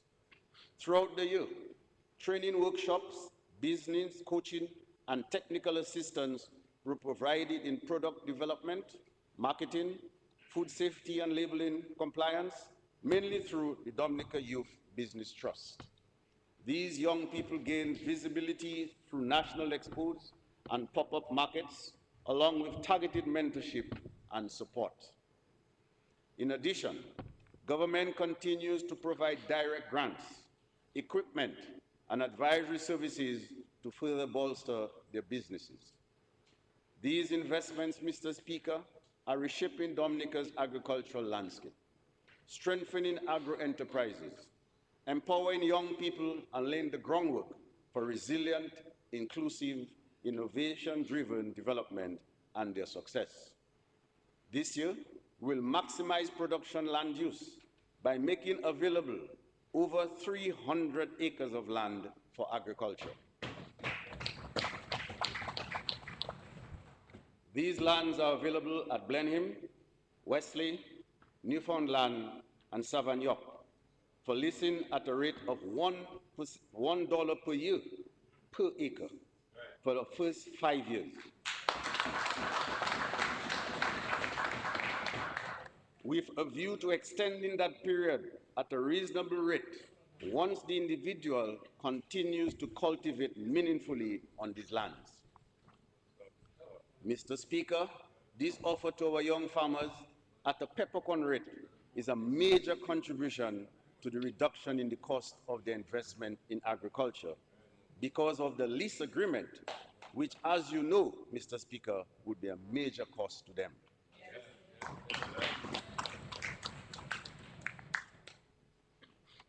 The livestock subsector, Mr. Speaker. Mr. Speaker, in the past year, investments in excess of 8 million were made within the livestock sector. The reconstruction of the National Abattoir at 5.5 million facility in Layupak is nearing completion, thereby creating assessments have been done and contracts will be awarded by August 15, 2025 for the rehabilitation of the Station Road at La Plaine, Dalfonsi in Grand Colibri, and Cahome via Salisbury roads.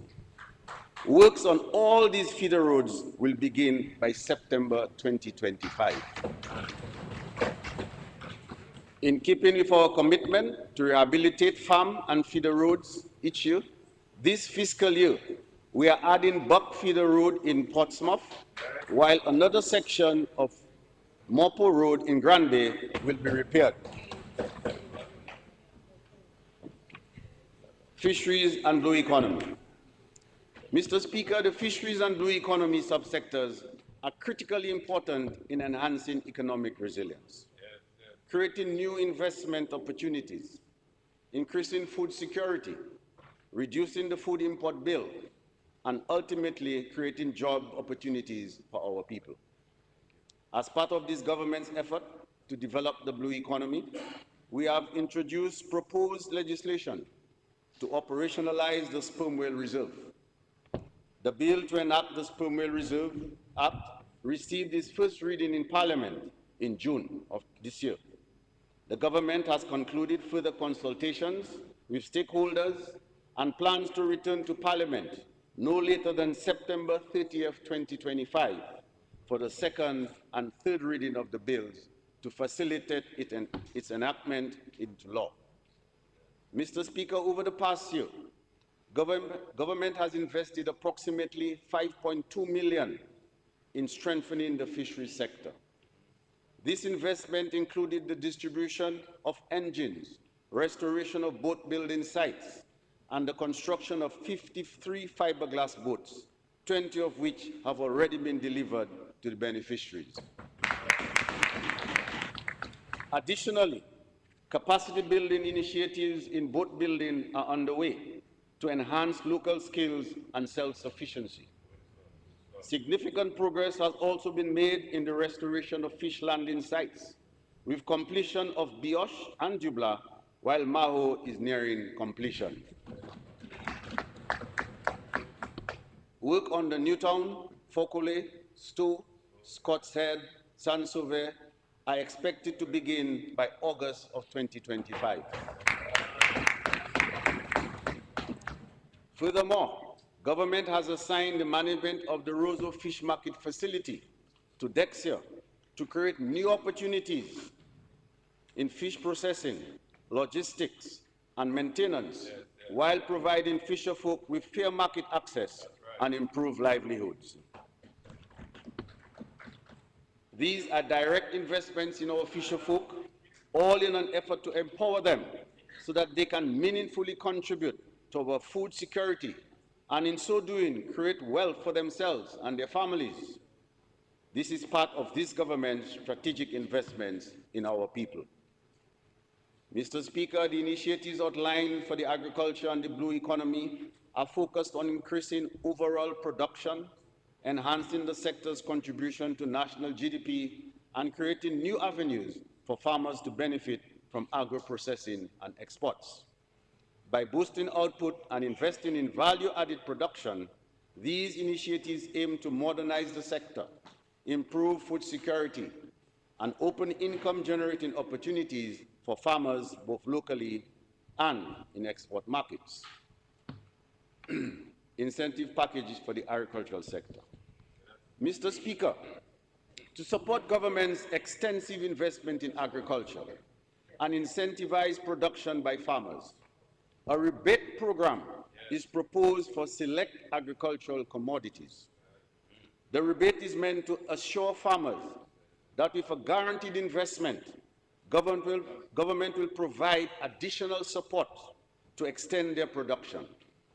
This is essentially a partnership between government and farmers to enhance food security and help realize the goals of increased agricultural productivity. The following will form the basis of this rebate program. Farmers investing in housing and infrastructure for poultry, a minimum of 5,000 broilers, including stock and feed, will receive a rebate of 40% of cost up to a maximum of $20,000.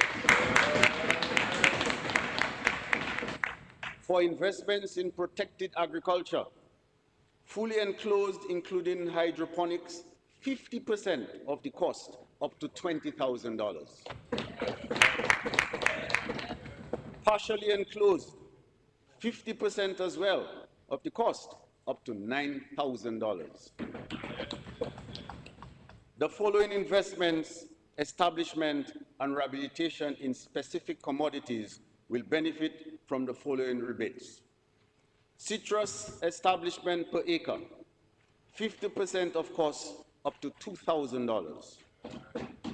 Cocoa establishment per acre, 50% of cost up to $2,200. Cocoa rehabilitation per acre, 50% of cost up to $1,500 per acre. Coffee establishment per acre, 50% of cost up to $2,200. Coffee rehabilitation per acre, 50% of cost up to $1,500. Additionally, considering the current vulnerability of our agricultural sector to natural disasters, a crop insurance scheme will be implemented to protect farmers from catastrophic loss. The scheme will prioritize vulnerable commodities such as plantains, bananas, and other high-risk crops in the first instance.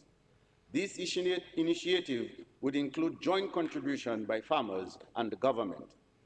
Mr. Speaker, these interventions will further strengthen our food systems and move us closer to the 2030 goal of EC 700 million contribution from agriculture to GDP.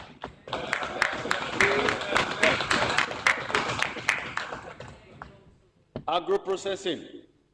Mr. Speaker, I wish to focus now on agro-processing, a critical avenue for employment, particularly in rural communities. Presently, support for agro-processing is being channeled to the government entities, namely the Small Business Unit, Ministry of Agriculture, Dominica Youth Business Trust, and Aid Bank and Dexia. Government continues to play a key role in advancing agro-processing by building the capacity of entrepreneurs through technical support to establish and manage their businesses. This support includes the provision of tax concessions, access to financing for startup and expansion, and the procurement of supply and essential equipment. Efforts have also been focused on promoting price stability, enhancing investor confidence, and facilitating and marketing purchase and sale of agro-processed products, both locally and in the international markets.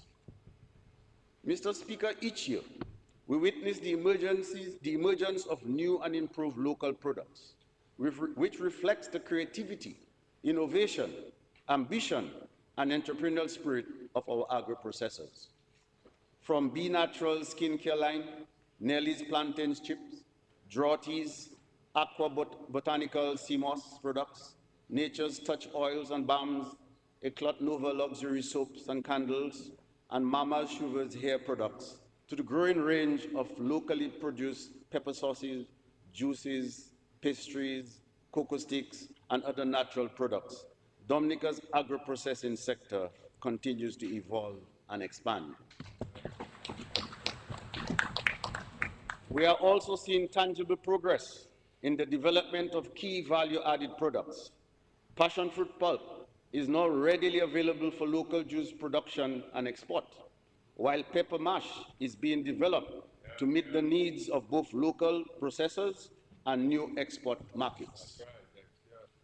To further strengthen agro-processing, we will provide targeted support to plantain chip producers and processors of other plantain byproducts. This includes exploring market expansion opportunities and implementing a robust service delivery framework to help scale production and meet growing consumer demands.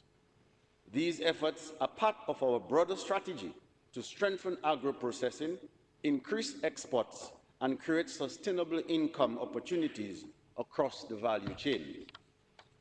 Government will also, through the Dominica Youth Business Trust, DYBT, provide equipment and packaging support to 138 micro, small, and medium enterprises during this fiscal year at a cost of $3.2 million. Additionally, work will continue on the establishment of a national multipurpose agro-processing facility, alongside the identification and listing of spaces across the country to create entrepreneurship hubs. These hubs will support agro-processors and other small manufacturers in scaling up production, improving product quality, and assessing new markets. I wish to remind all present and potential agro-processors that government has in place a very generous and efficient concession regime accessible through the Small Business Unit. Trade. The progress we have made in agriculture and fisheries has been supported by sustained investments in programs and projects designed to boost trade, business, and investment. These efforts are central to our goal of building a transformed, diversified economy. Through strategic diplomacy, meaningful dialogue, and targeted partnerships across key sectors, this government has laid a solid foundation for sustainable development, protecting our natural interests while unlocking new opportunities for growth. We have continued to pursue the reduction of trade barriers, the expansion of export markets, and the attraction of foreign direct investment, all aimed at strengthening Dominica's economic resilience. During the last fiscal year, government provided $3.6 million to the Dexia Revolving Fund. Of this amount, Dexia made 2,466 purchases from 587 farmers at a total cost of $1.9 million.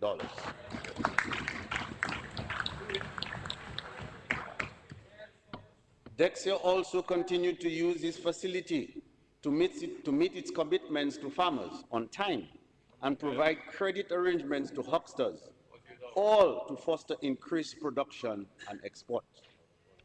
Key exports included 3.8 million pounds of plantain, dasheen, and ginger, with regular shipments to the British Virgin Islands, the US Virgin Islands, Antigua, Guadeloupe, St. Kitts.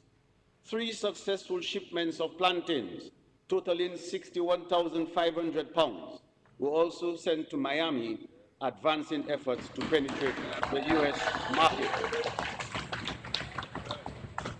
For fiscal year 2025-2026, Dexia will continue to forge ahead to increase our market share in Tortola and St. Thomas, while pursuing opportunities in the US and UK, particularly for dasheen, plantain, and ginger. Additionally, Dexia will enhance operations at the Rosa Fish Market facility with the overall objective of increasing local market penetration, improving product quality and marketing, and advancing export readiness via EU and US certification. Micro, small, and medium-sized enterprises.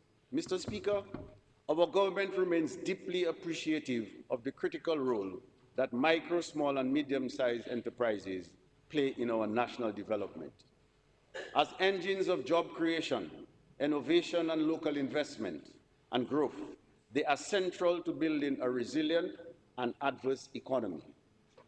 In 2024-2025, through the Small Business Support Unit, government provided targeted support to strengthen MSMEs. These included training of 157 entrepreneurs in financial management, customer service, marketing, and digital literacy, and international exposure for 67 entrepreneurs through exchanges in China and Venezuela. As of June 30, 2025, 549 MSMEs received a total of EC 25.8 million in low-interest loans from the aid bank, supporting expansion, equipment purchases, and job creation. Fiscal incentive licenses were also granted in key sectors such as agro-processing, videography, and construction, enabling duty-free imports of essential business inputs. For the 2025-2026 fiscal year, the government will intensify efforts to improve financing, policy reform, digitization, and strategic partnership. During pre-budget consultations, the MSMEs indicated that they appreciate the financial support received from the government, but would need even greater support in the areas of client and staff development. To this end, the government has allocated funds for the development of a small business institute curriculum in collaboration with the Dominica State College to offer training in marketing, entrepreneurship, digital transformation, and customer service, which would lead to formal certification in business management. Grant and concessional financing will continue, particularly for startups and expanding businesses. Furthermore, as a means of further increasing support to our MSMEs, government will host an expo showcasing Dominica's products to major players in the regional market. This will enhance market access, visibility, and investment opportunities for our businesses. Mr. Speaker, we move to tourism now. Mr. Speaker, Dominica stands proudly at the forefront of the global movement towards sustainable tourism. As the nature island, our approach is rooted in preserving the island's pristine rainforest, vibrant coral reefs, volcanic peaks, and unique cultural heritage, while offering visitors authentic, meaningful experiences that honor our people and our environment. Tourism, Mr. Speaker, is one of the main driving forces of our economy, contributing significantly to employment, foreign exchange earnings, and community development. It is a sector with immense potential to transform lives and stimulate growth across multiple industries, such as hospitality, transportation, agriculture, culture, and the creative arts. As such, government continues to place strategic focus on the strengthening and expanding Dominica's tourism offerings. Our focused investments are yielding positive results. In fiscal year 2024-2025, visitor arrivals increased by 9.9%. That is over the previous year, over the 2023-24 period, and 66.4% over the pre-pandemic levels. Stay-over visitors exceeded pre-pandemic levels by 35.1%. And cruise arrivals doubled with an 83% increase.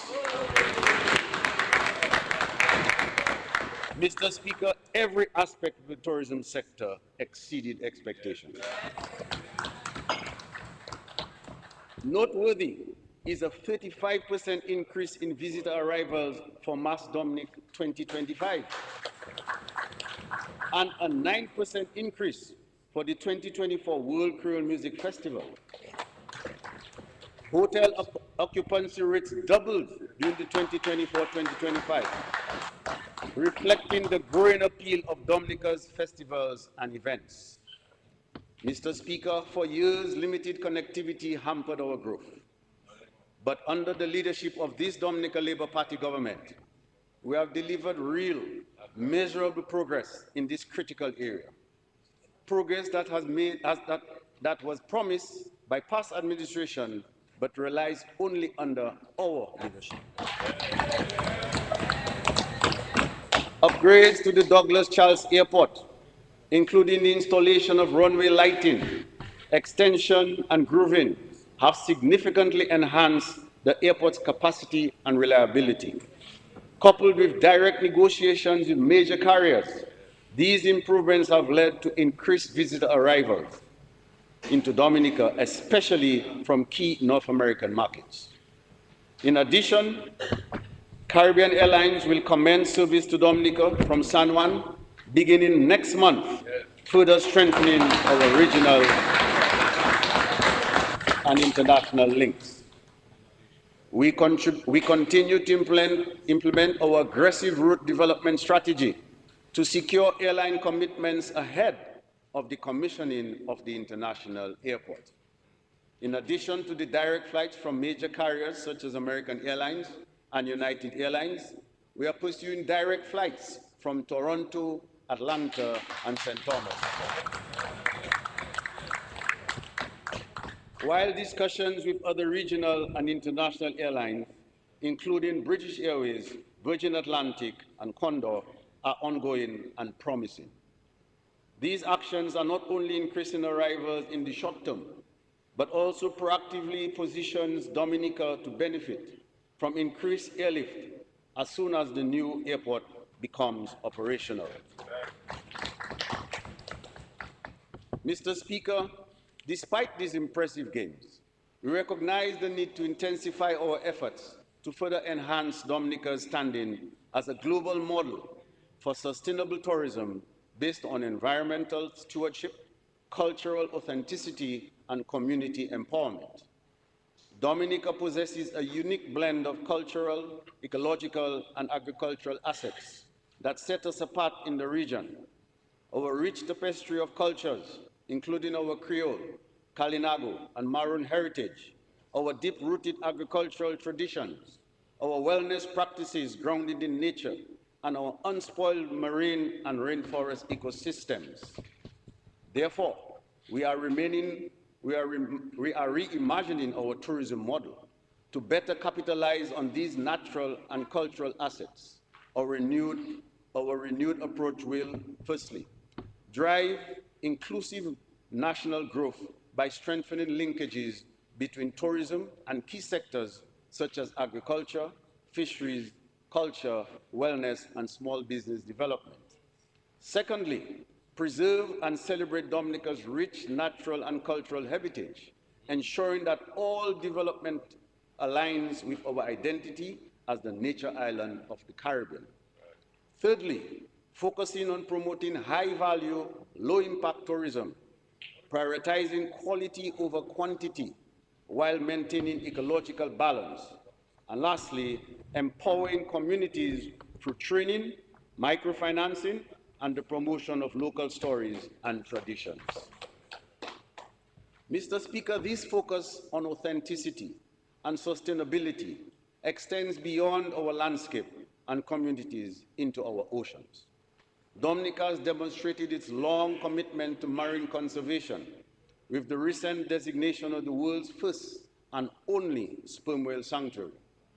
This 200 square mile marine protected area positions us to generate significant revenue while serving as a branding asset for the country. The reserve will serve as a powerful symbol of Dominica's commitment to responsible tourism and further distinguish our brand as a leader in eco-conscious travel and environmental stewardship. Accommodation. Mr. Speaker, demands for Destination Dominica is expanding at a rapid pace. As a result, finding high standard accommodation, particularly during peak season, is becoming a challenge.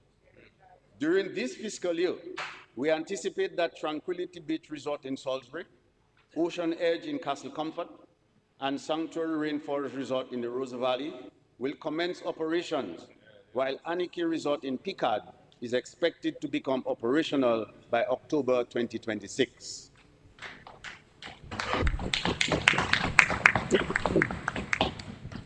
We remain steadfast in our support for the hotel sector, which continues to serve as the backbone of our tourism industry. Through targeted incentives, professional training, marketing partnerships, and efforts to improve airlift capacity. At the same time, we recognize the importance of a growing niche, authentic, sustainable, design-conscious accommodations that offer more intimate and immersive experiences.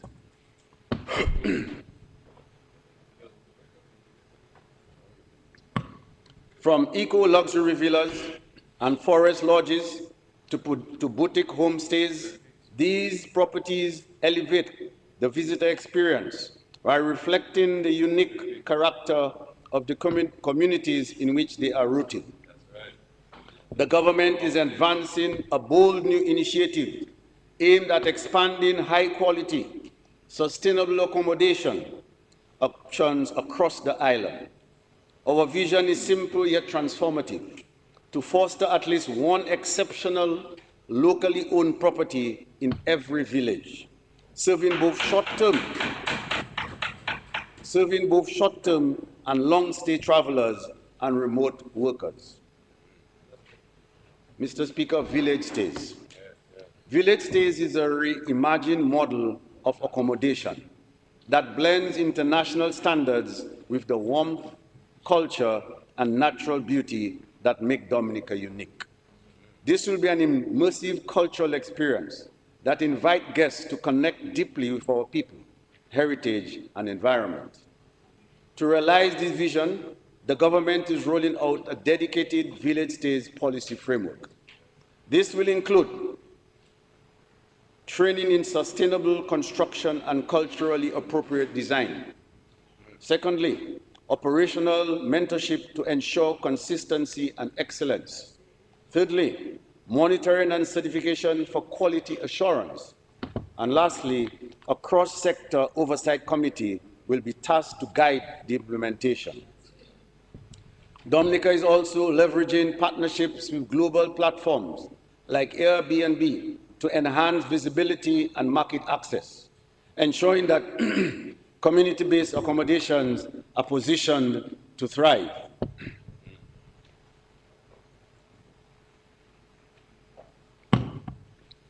Furthermore, Mr. Speaker, residents, particularly property owners along the Waiti-Kubuli National Trail, are being encouraged to develop bed and breakfast accommodations to enhance the trail's experience. For these property owners, government is willing to partner with you by providing the necessary concessions and fiscal incentives. Additionally, government will provide targeted fiscal incentive packages to small tourism accommodation island-wide to support the growth and quality of these community-based tourism accommodations. These packages will allow duty-free concessions on essential items such as linens, cutlery, cookware, small appliances, and other furnishings necessary to meet hospitality standards.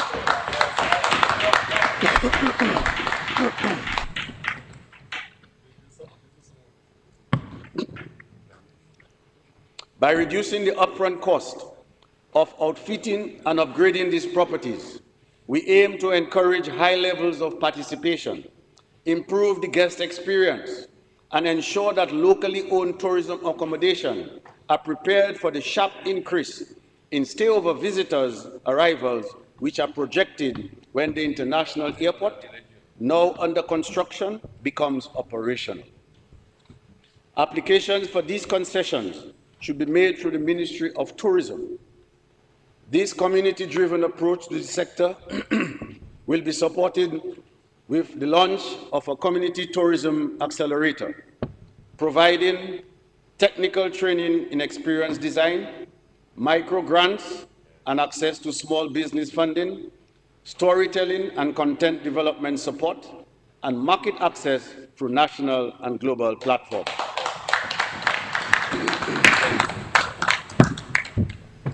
Mr. Speaker, we understand that policy must be followed by action. That is why in this fiscal year, we will move from planning to implementation. The tourism implementation strategy, complete with timelines, budgets, and key performance indicators, will be finalized. We will also launch a pilot community accommodation program in 3 to 5 high-potential villages to deepen community participation. And a tourism awareness campaign will be introduced to engage citizens and the diaspora. To ensure that these initiatives are effectively executed, we will strengthen the overall governance and institutional framework for tourism by establishing a National Tourism Council to coordinate cross-sectoral action, reinforcing the capacity of the Discover Dominic Authority and the Ministry of Tourism, holding regular consultations with stakeholders, and implementing a monitoring and evaluation framework to track progress. It would be remiss of me not to remind our citizens of the nationwide Keep Dominica Clean and Green. This campaign was launched last year. This initiative calls on every citizen, resident, and visitor to take responsibility for the cleanliness and beauty of our island. Each of us has a role to play, as we are all stakeholders in and beneficiaries of a cleaner environment.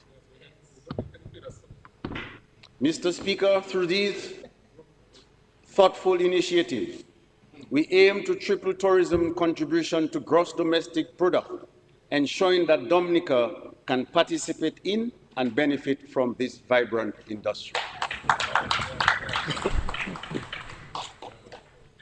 Mr. Speaker, this government has no doubt demonstrated its commitment to development of sustainable energy sources and is working to ensure that 100% of the island's electricity is generated from domestic renewable energy sources by 2030. Dominica's push towards 100% renewable energy is driven by the need to reduce electricity costs, stabilize prices while making our country more attractive for doing business by way of reduced energy costs. In my previous budget address, I outlined major agreements which were in place for developing the geothermal power plant and the electricity transmission network. Today, I provide an update on the implementation of both projects. Roseau Valley Geothermal Power Plant. Mr. Speaker, with regards to the Roseau Valley 10-megawatt geothermal power plant, I am pleased to confirm that construction of the power plant is on schedule.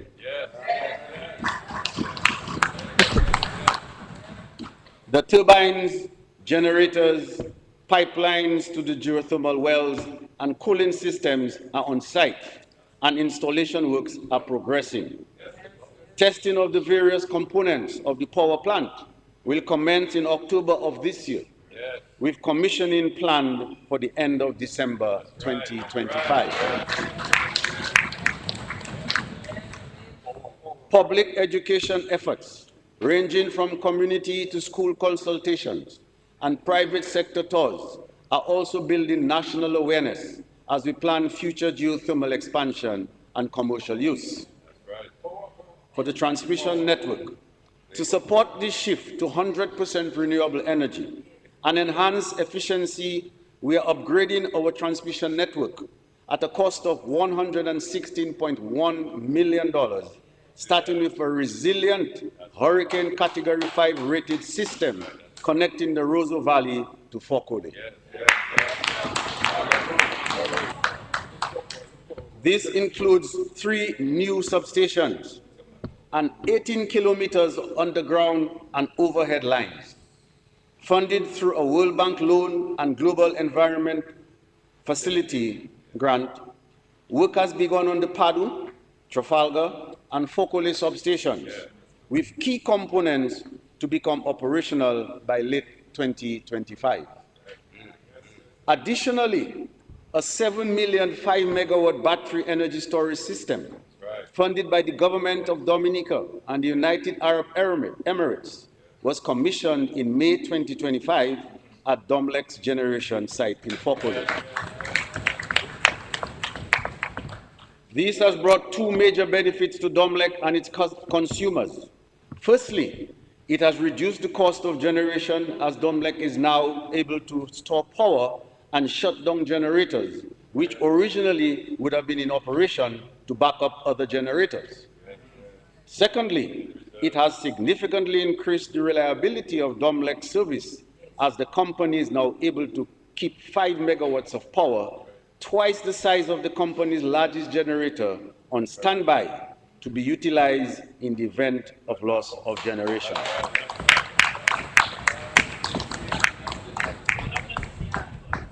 Mr. Speaker, I move on to infrastructure.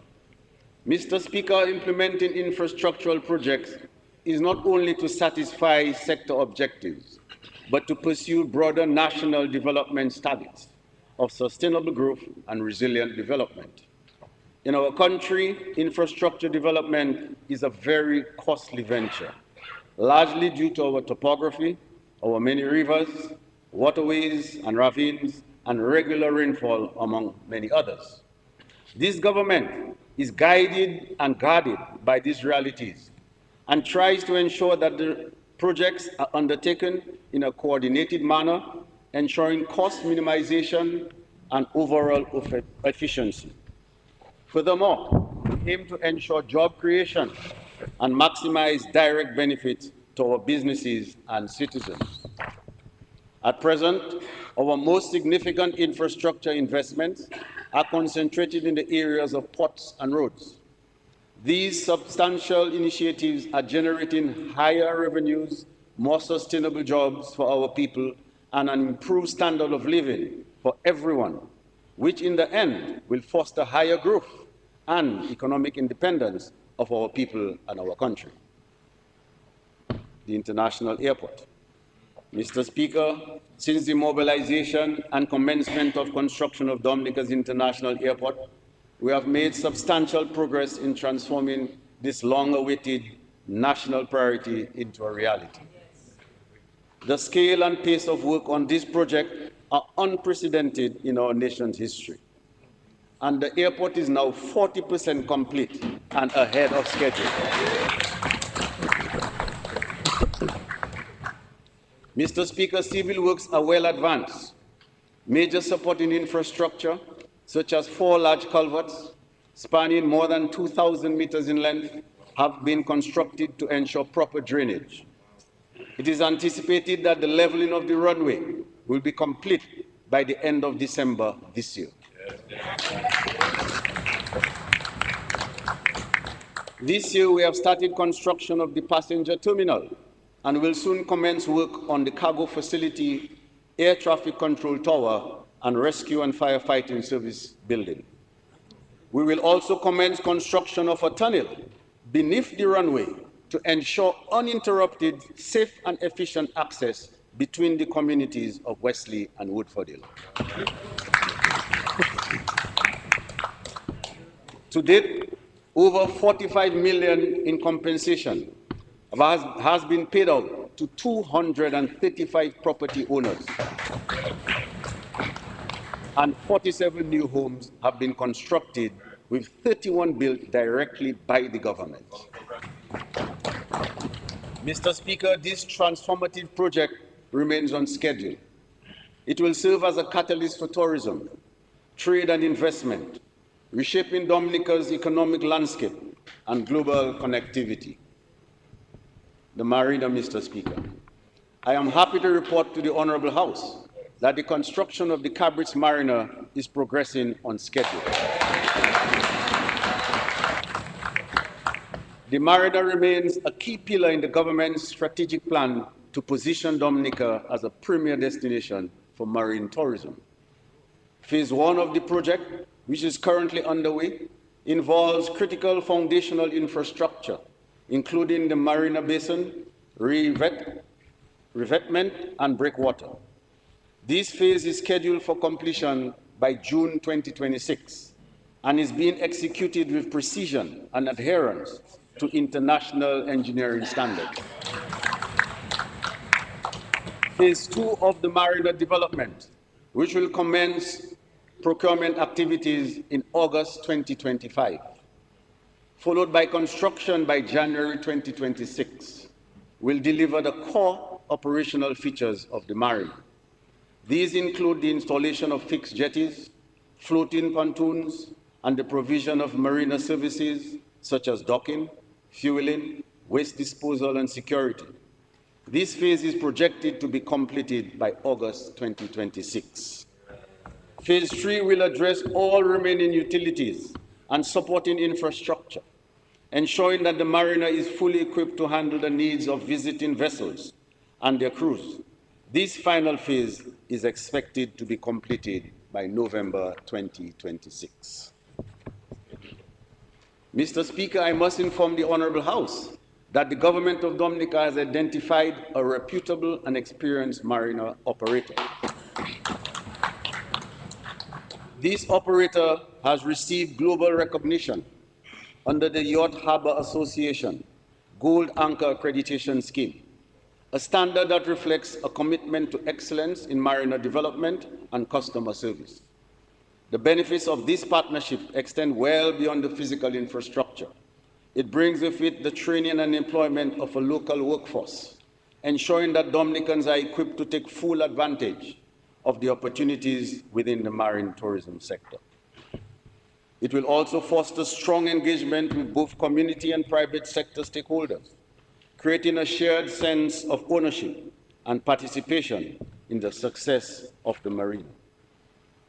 Through the operator's global reputation for excellence, the Cabris Marina will offer best-in-class services and standards, attracting a loyal following of captains, crews, and boaters who already associate the brand with quality and professionalism. Moreover, the marina will enjoy worldwide exposure and promotion through the operator's international marketing network, with targeted destination marketing initiatives carried out in close collaboration with the Ministry of Tourism and Discover Dominica Authority. Importantly, the partnership also includes a robust plan for ongoing facilities management and asset preservation, ensuring that the marina remains sustainable, profitable, and in good condition for years to come. Mr. Speaker, once operational, the Cabris Marina will unlock wide-reaching opportunities in our yachting and maritime tourism sectors, generate direct and indirect jobs, stimulate surrounding businesses, and enhance Dominica's presence on the global nautical map. This project is an investment in a new economic frontier for Dominica, and the government of Dominica is committed to its successful completion. In preparation for the opportunities which will arise, the government will move to provide scholarships to train at least 5 individuals to become certified captains and pilots. Mr. Speaker, other ports. Preparatory work has commenced at the Ansdeme jetty. Some of the decking is being done precast off-site, and the tubular pipes have been ordered. This project is expected to be completed by the end of this fiscal year. With the anticipated rise in traffic following the completion of the Ansdeme jetty, construction will begin on a new customs building at that location. This building will house customs and immigration offices, as well as accommodation for the officers stationed there, ensuring a secure, efficient, and comfortable environment for port operations. Once completed, the new port facility will increase the profitable trade between Dominica, the French islands of Guadeloupe, Lesseps, and Marie-Galante. Simultaneously, detailed designs are being finalized for a new ferry terminal at the existing Bayfront site in Roseville. Mr. Speaker, with passenger arrivals often reaching 300 to 400 people per ferry, the current terminal is no longer adequate. Stakeholder feedback confirmed that the Bayfront remains the preferred location for passengers, and the new terminal reflects this preference while addressing the urgent need for improved functionality. The redesigned facility will include clearly defined areas for arrivals and departures on the ground floor to reduce congestion and speed up processing. The upper level will house a modern departure lounge, complete with duty-free shop, viewing platform, restaurant, and other traveler amenities. We anticipate that a contract will be awarded by December 31st, 2025, with construction set to begin in the 3rd quarter of this fiscal year.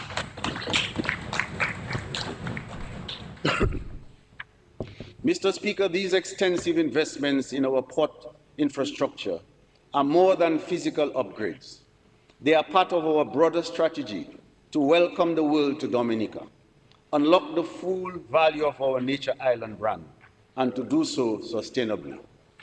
By modernizing our ports, we are positioning Dominica to increase trade, boost agricultural and tourism revenues, generate sustainable jobs, raise per capita income, and build a stronger, more resilient economy for all. Mr. Speaker, roads. Mr. Speaker, this government has relentlessly pursued its ambition to provide Dominica with safe, durable, and climate-resilient roads. Today, major road projects are underway in every region of the country, reflecting the scale and ambition of our infrastructure agenda. Largest of these is the East Coast Road project from Boadiab to Hatton Garden via Cassibrus and the Kalinago territory, valued at a whopping $227.8 million. Works are targeted to end in October 2025 with the completion of the Pegua Bridge. The upgraded road network will facilitate better access to markets, healthcare, and education for residents of the eastern communities.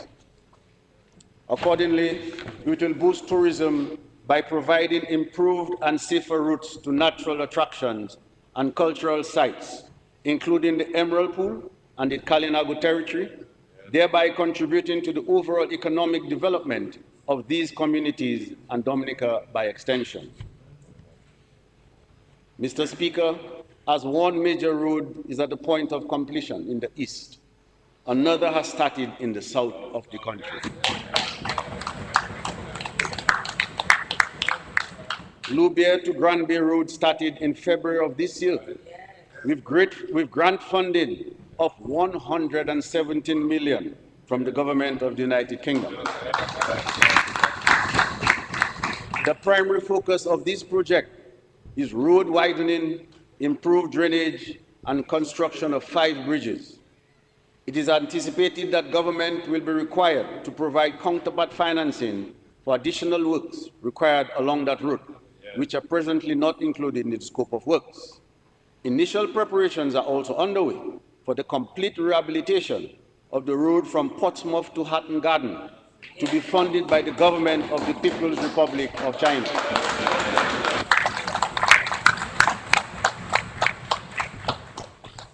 This road project will be done in 3 phases. Phase 1 will be from Portsmouth to Ansdime, Phase 2 from Ansdime to Wesley, and Phase 3 from Wesley to Hatton Garden. This major road improvement project will include the replacement of all 39 bridges from single lane to double lane, the construction of new culverts, slope stabilization, and major road alignment, which will eliminate unnecessary bends and corners, enhancing road safety and reducing traveling time. It is anticipated that the road construction will commence in late 2026. Government is investing over $4.9 million in critical road edge failures and drainage rehabilitation projects across the island as well, to improve road safety and strengthen climate resilience.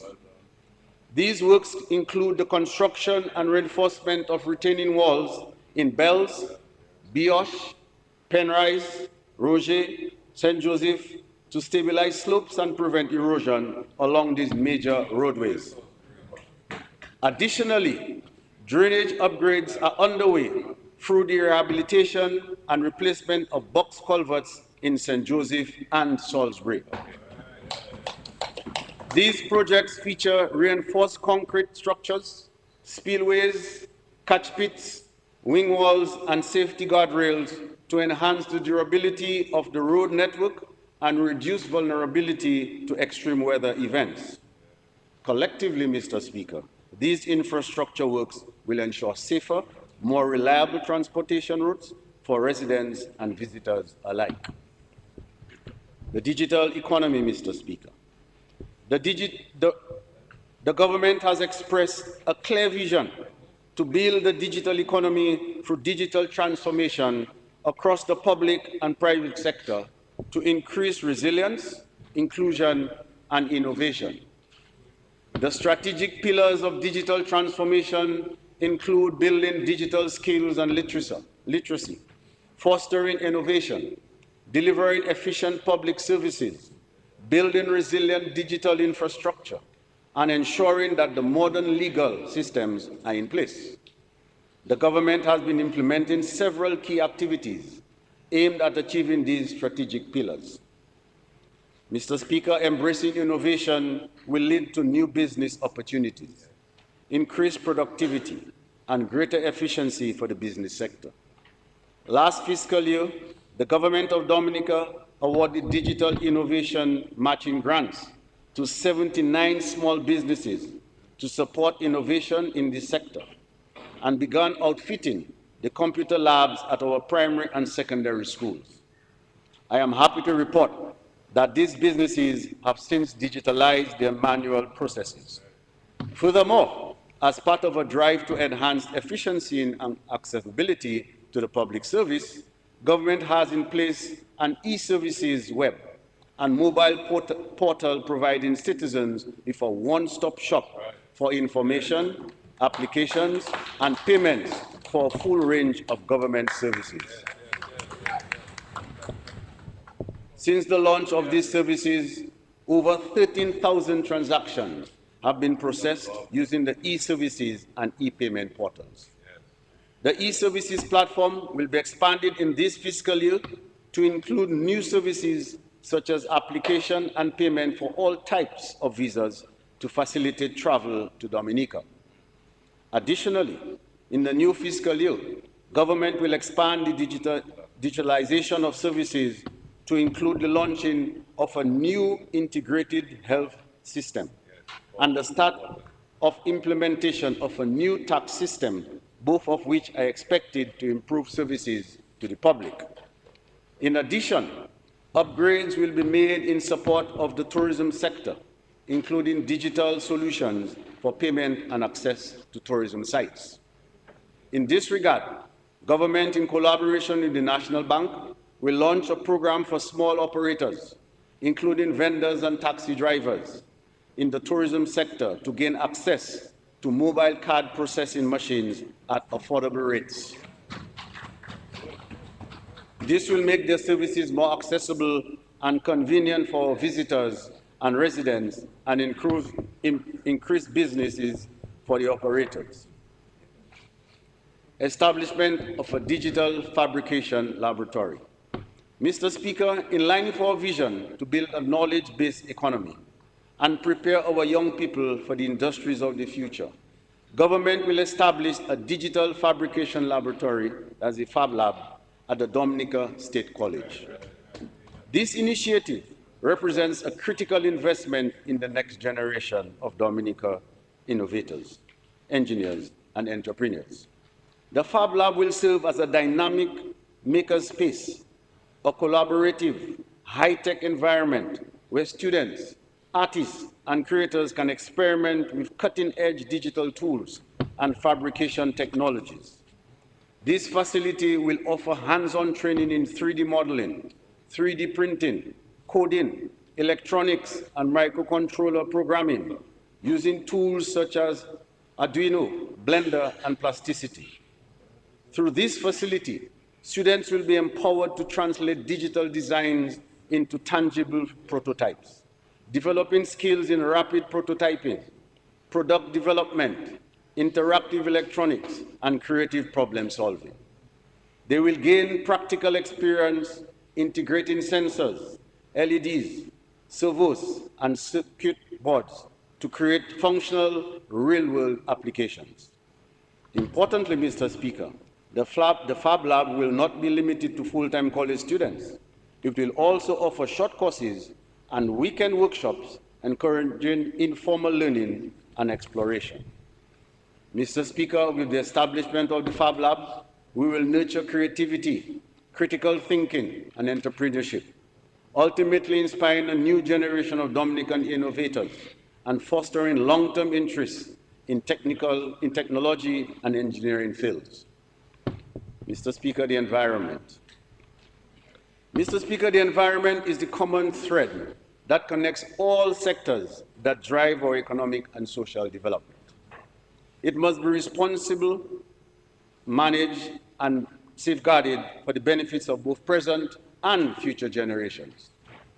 During the 2024-2025 fiscal year, a range of initiatives were implemented to strengthen environmental stability in support of national development while advancing Dominica's goals of climate resilience and sustainable growth. Guided by the National Resilience Development Strategy, NDRS, and aligned with the 2030 Sustainable Development Goals, our agenda for the environment focuses on carbon neutrality, forest conservation, and climate resilience. This year, we're also placing increased emphasis on improving waste management. Carbon neutrality. Mr. Speaker, in 2016, Dominica ratified the Paris Agreement with a view to limiting global warming and mitigating the effects of climate change. This is an ambitious carbon emission reduction target, and I am pleased to report that Dominica has been declared carbon neutral by RED, that is RED, which stands for Reduction in Emissions from Deforestation and Forest Degradation, under the United Nations Framework Connection on Climate Change, meaning the country has a net zero carbon footprint. This positions Dominica among only 8 nations globally and the only small island developing state. The only small island developing state along larger rainforest nations like Guyana and Suriname. Reduction of emissions from deforestation and forest degradation plus certification, Mr. Speaker, refers to the process of verifying and certifying emission reductions and removal from forest conservation and restoration activities. This accomplishment aligns with international climate goals, including the Paris Agreement target of net zero emissions by 2050. Dominica's leadership in sustainability demonstrates that environmental stewardship is a matter of commitment and vision, not size. Forest conservation. Mr. Speaker, in keeping with our focus on forest conservation, the government advanced a comprehensive portfolio of programs and projects during the review period under the Public Sector Investment Program, with support from regional and international development partners. Foremost among these is the post-Hurricane Maria reforestation program, aimed at restoring Dominica's forest ecosystems, increasing biodiversity, and revitalizing local livelihoods. This program, supported by the Green Climate Fund and the Partnership Initiative for Sustainable Land Management, continues to expand reforestation efforts across the island, with active propagation at nurseries in Pocasset, Grand Bay, Soufriere, Bells, Melvin Hall, and Delis. Thousands of forest fruits and ornamental plants were distributed to farmers, schools, and communities to promote environmental restoration and beautification. The division also undertook critical works under the rehabilitation of trails and facilities at ecotourism site projects managed by the National Parks Unit. Infrastructure upgrades were completed at high-traffic visitor sites, including Emerald Pool, Trafalgar Falls, and the Boiling Lake Trail. Improvements included safety railings, new signage, and trail resurfacing. Through the support of the World Bank Jeff 7 project, new tools and equipment were procured to support maintenance and climate resilience of these sites. Contracts have also been signed for the rehabilitation of segments 4 and 11 of the Waiti-Kubuli National Trail. As a result of these investments, revenue generated from ecotourism site user fees has risen significantly, with net earnings reaching over 1.44 million as of May 2025. Mr. Speaker, under the Soil Care 2 project, Dominica is playing a leading role in promoting sustainable land management across the region. This EC 6.75 million initiative, funded by the Global Environment Fund, Jeff, will upgrade our National Soil Laboratory to Tier 2 standards, digitize soil maps, and carry out a national soil survey that include carbon analysis. The project also features a regional component focused on indigenous peoples, as well as scholarships and training to build local expertise in soil science, geographic information systems, and land restoration. Mr. Speaker, climate resilience. Mr. Speaker, an essential element of our climate resilience efforts is our ability to tap into existing climate financing frameworks to support adaptation and mitigation initiatives. Through strategic partnerships with the Green Climate Fund, GCF, we have secured substantial support for a broad range of climate resilient projects, many of which are already underway or in advanced stages of planning. The GCF has approved EC 6.8 million in support of Dominica's transition to a low-carbon economy. Funding is available for the assessment and design of shore power infrastructure for maritime transport, especially cruise vessels, and the design of data and cloud storage facilities powered by geothermal energy. This means that Dominica is taking concrete steps to reduce greenhouse gas emissions in key sectors. The shore power infrastructure will allow docked cruise ships to plug into the island's electricity supply, powered by cleaner energy instead of running their engines, which burn fossil fuels and emit harmful pollutants. Designing data and cloud storage facilities powered by geothermal energy positions Dominica to support digital development in an environmentally sustainable way. Both initiatives contribute to our goal of building a low-carbon, climate-resilient economy. Dominica is also undertaking an economic feasibility study to explore the development of a green industrial eco-park. This park would serve as a hub for environmentally friendly businesses and industries that operate using renewable energy and sustainable practices. The study will assess the potential for attracting green investments, creating jobs, and supporting low-carbon manufacturing and innovation. The findings expected by December 2025 will help guide the next steps in establishing the eco-park as part of Dominica's broader greener growth strategy. In addition, the GCF is supporting capacity building within the Ministry of Housing and Urban Development to help strengthen legal and policy frameworks related to resilient housing. In practical terms, it will support the process of issuing official titles to individuals and families who have been granted homes by the government, ensuring they have full legal ownership and long-term security. Final approval is anticipated by the end of 2025 for the Dominica Community Resilience Enhancement Project, DOMCREP, an EC 65 million GCF grant proposal. Implementation is expected to begin in 2026, targeting climate adaptation and resilience building in 9 communities, including Qualiho, Kulibistri, Warner, Good Hope, and Bagatelle. Mr. Speaker, this government understands that resilience begins with our natural systems. Our efforts are creating economic opportunities and equipping Dominica to confront the impacts of climate change head-on. We will continue to invest in the health of our ecosystems and the partnerships that support our journey to a sustainable and resilient future. Solid waste management, Mr. Speaker. Mr. Speaker, solid waste management, especially our disposal practices, has become a major concern and topic of public discourse in Dominica. It is therefore imperative that we strengthen our systems to maintain a clean, healthy, and sustainable environment for all.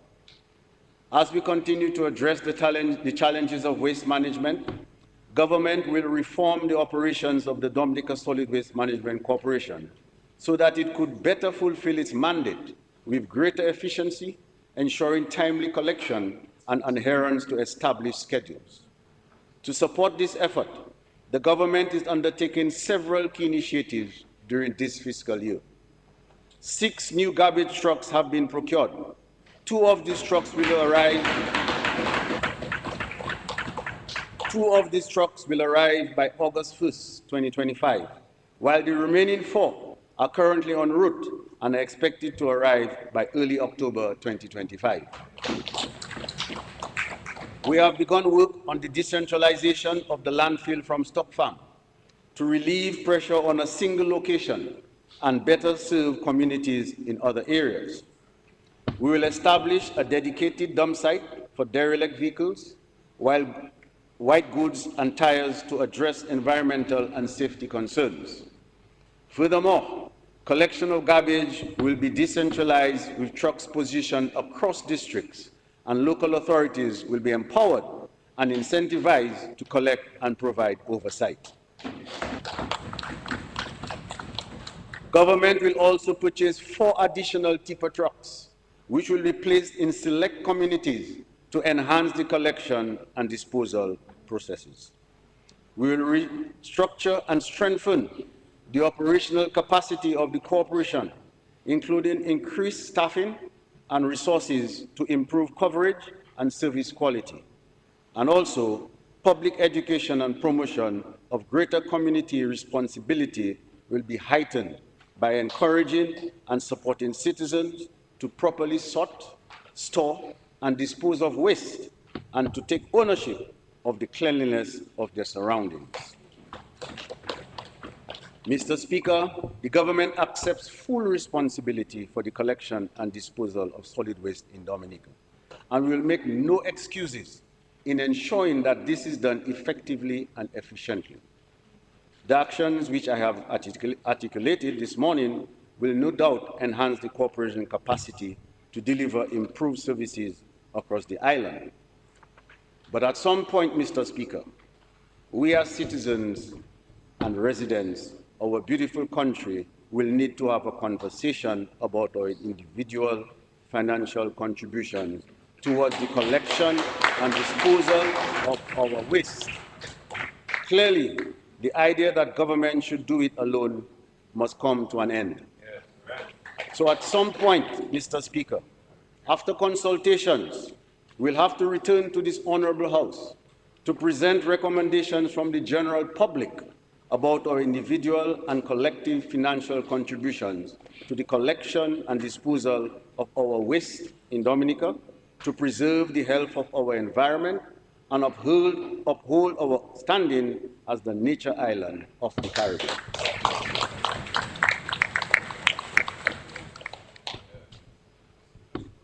Health and social protection.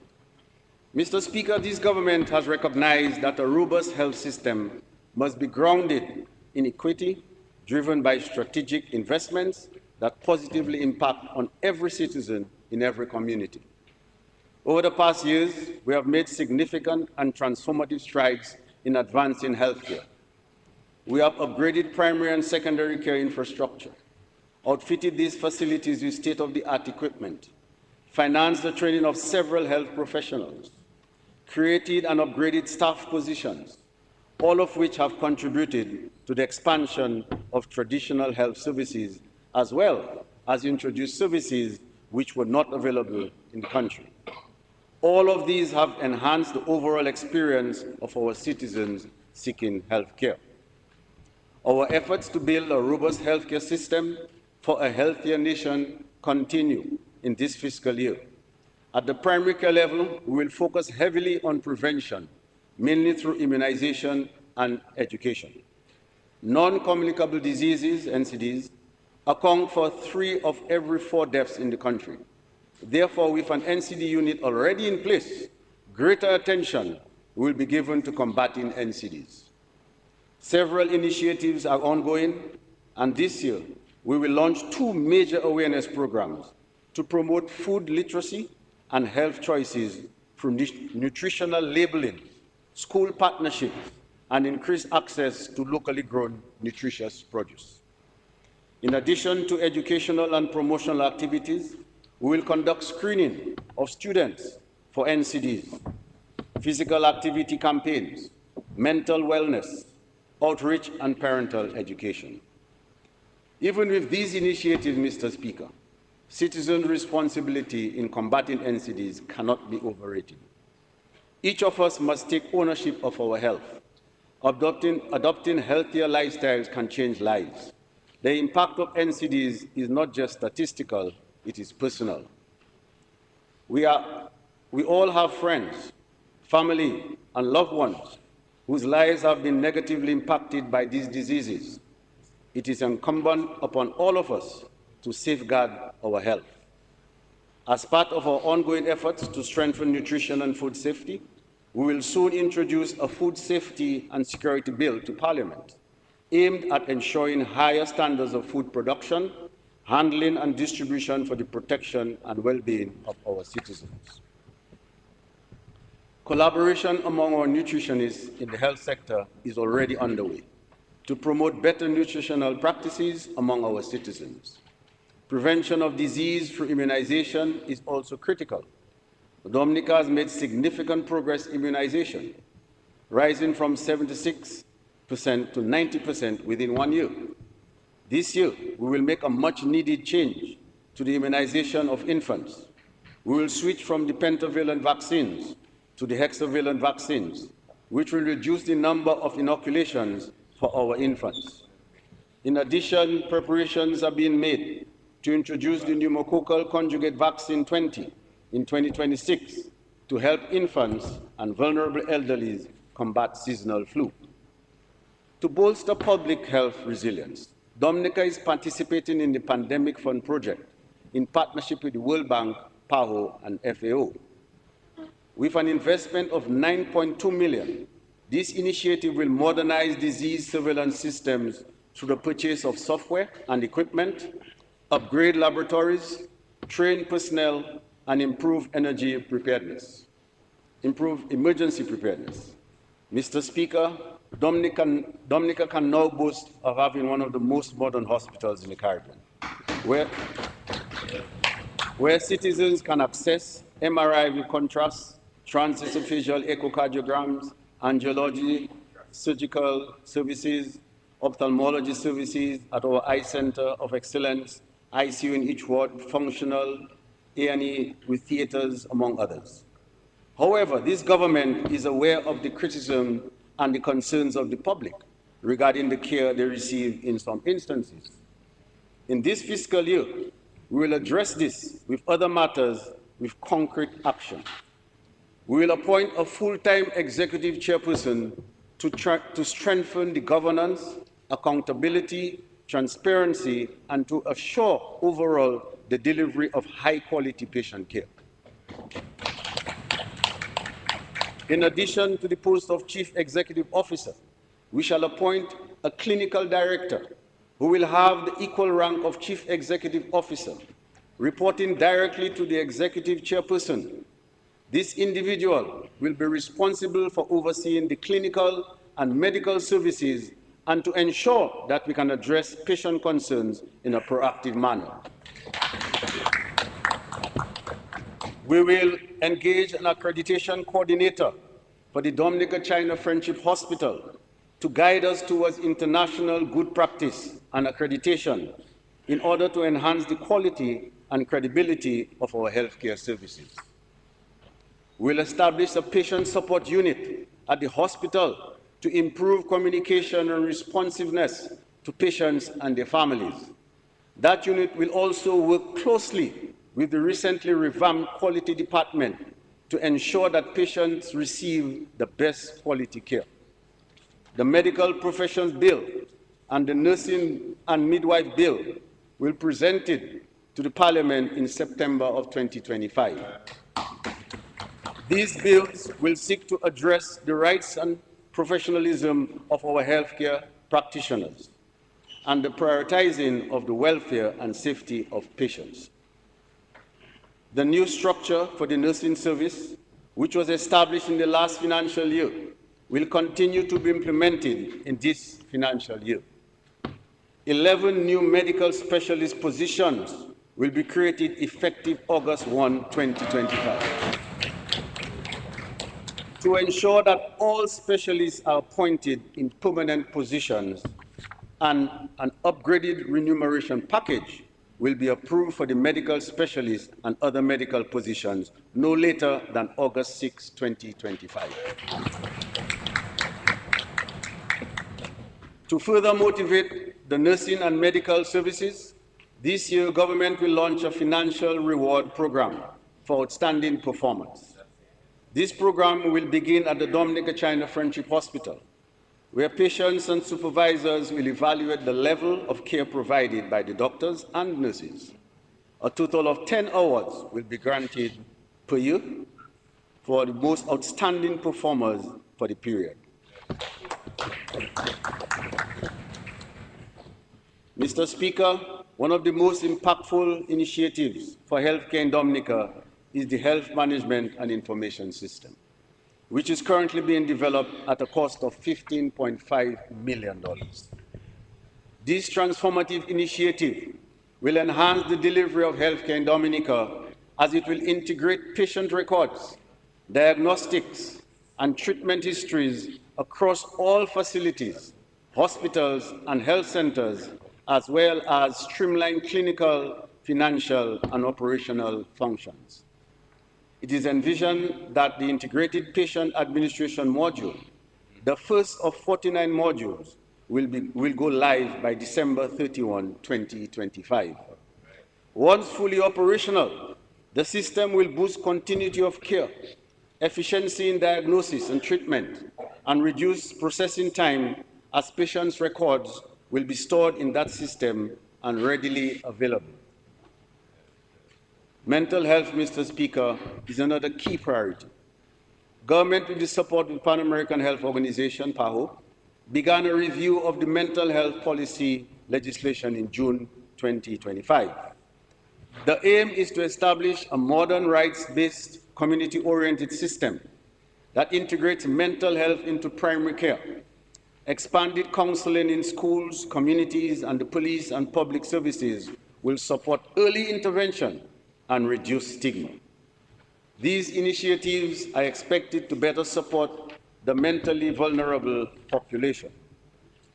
I want to assure our citizens that this government is fully aware of the challenges within our health sector, and we are deeply committed to addressing them with urgency and purpose.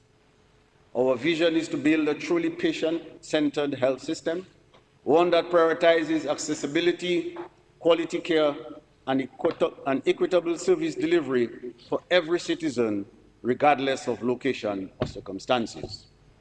This means investing in infrastructure, technology, and training, and practicing compassion, respect, and accountability. We are building a health system that promotes wellness, empowers healthcare professionals, and restores public confidence through consistent, efficient, and dignified care. Social protection. Mr. Speaker, this Dominica Labour Party government can boast of its deep commitment to the care and protection of our most vulnerable citizens.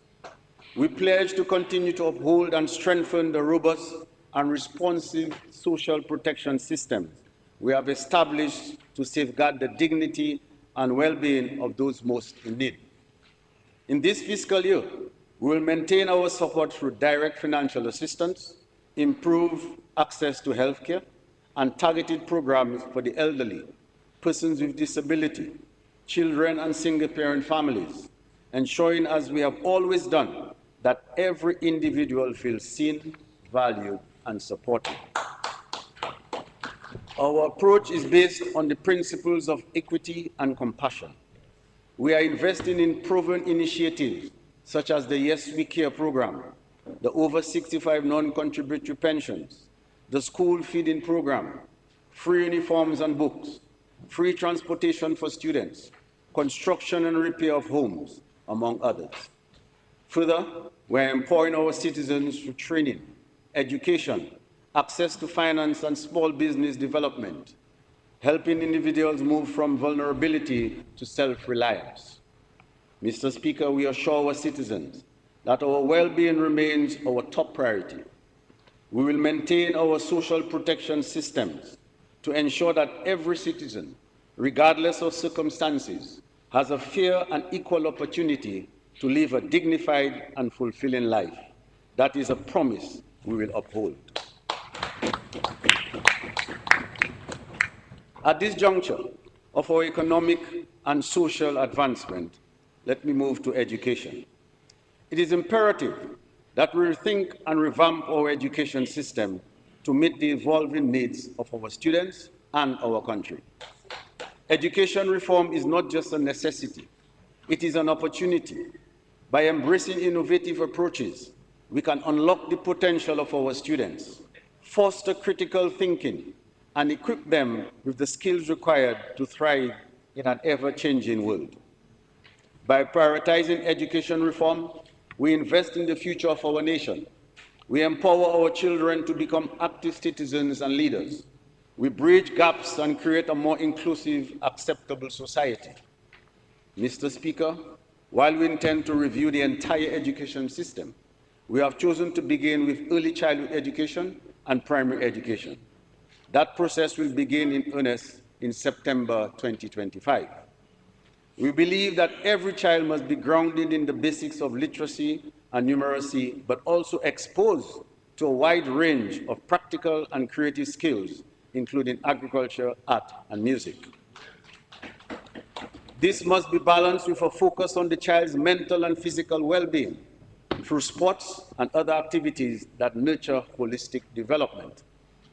A reformed education system, Mr. Speaker, must produce students who are not only equipped with knowledge, but who also possess critical thinking and analytical skills, an entrepreneurial spirit, and a deep sense of compassion for humanity and the environment. Our goal is clear. It is to nurture and produce well-rounded Dominican citizens who possess the creativity to innovate, the confidence to lead, and the values to contribute meaningfully to society. To support this vision, Mr. Speaker, we need school environments that match the kind of education we want for our children. That's why we have made major investments to upgrade our school facilities across the country. Work is progressing steadily on the construction of 6 new schools: Goodwill Secondary, Tetmon, Bellevue-Chopin, Thibault, Calibeshi, and Sineku. And the Dominica Grammar School makes the 7th one, Mr. Speaker.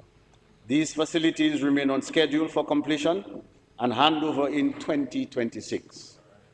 Notably, over 100 local jobs have been created through the construction of these schools.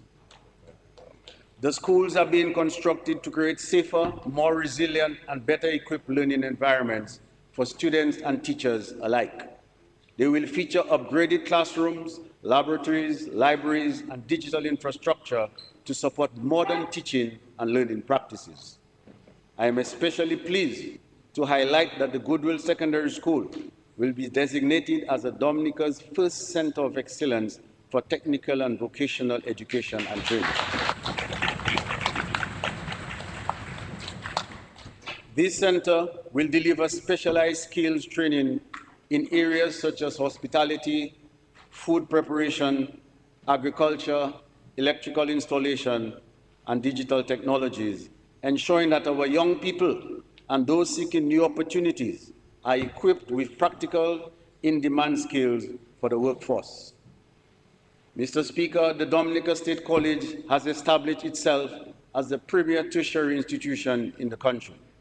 And over the past 23 years, it has produced graduates who have gone on to excel at universities across the Caribbean and around the world. Notwithstanding, in light of the evolving demands of the global education landscape, shaped especially by rapid technological change, the government of Dominica has recognized the importance of undertaking a comprehensive review of the Dominica State College. This review will critically assess the institution's mandate, structure, programs, and operations to ensure its continued relevance and effectiveness. To facilitate this process, an external consultant has been engaged. Education facility at the Aid Bank. Mr. Speaker, our long-standing investment in education has enabled thousands of Dominicans to pursue tertiary-level training, supported through direct government grants and low-interest student loans provided by the Aid Bank. As we transition into a new phase of national development, with the construction of the international airport, the establishment of the Cabritz Marina, and significant advances in geothermal energy, exploration, and plant construction, the demand for additional skills within the workforce increases. To ensure that our people are prepared to take advantage of these emerging opportunities, government will allocate an additional $2 million revolving fund to the Aid Bank, specifically for on-lending to young Dominicans at the concessionary interest rate of 2%.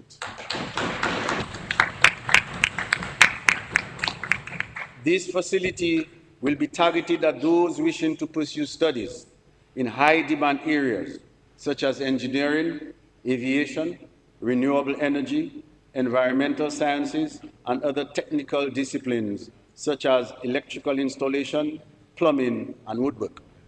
Mr. Speaker, this investment reflects our determination to strengthen our human resource and to ensure that our people are well positioned to benefit from our national development efforts.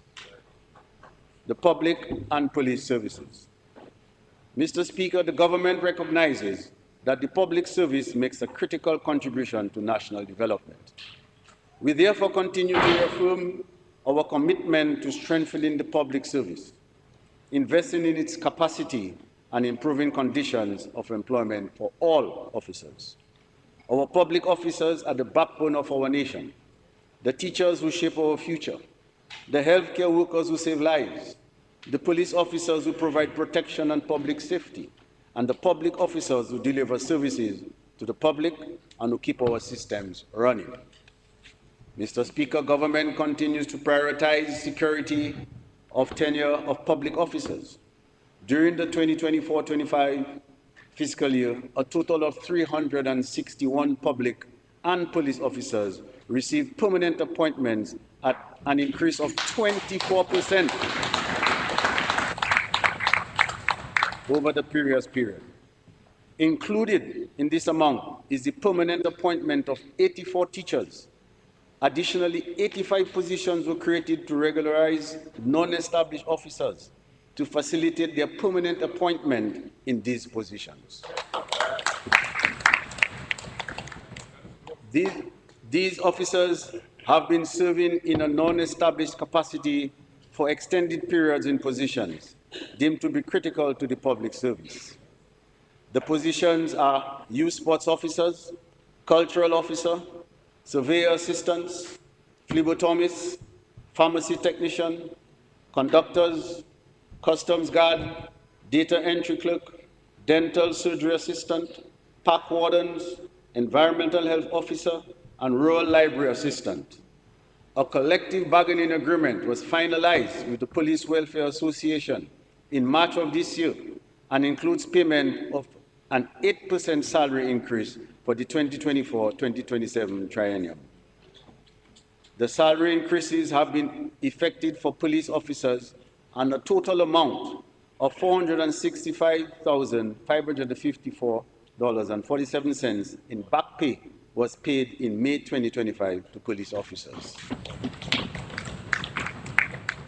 Effectively July 1, 2025, all police officers will be paid risk allowances of $450 and $250 monthly based on assignment. Traveling allowance has also been increased by 20% and an annual subvention of $25,000 paid to the Police Welfare Association.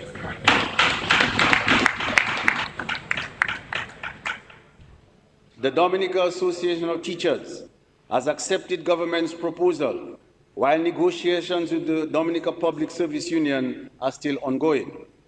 However, government has made offers regarding salary increases, increases in allowance, support to the unions, and other benefits to public officers. Additionally, an internal task force has been established to investigate and make recommendations with respect to pension reform for the public service.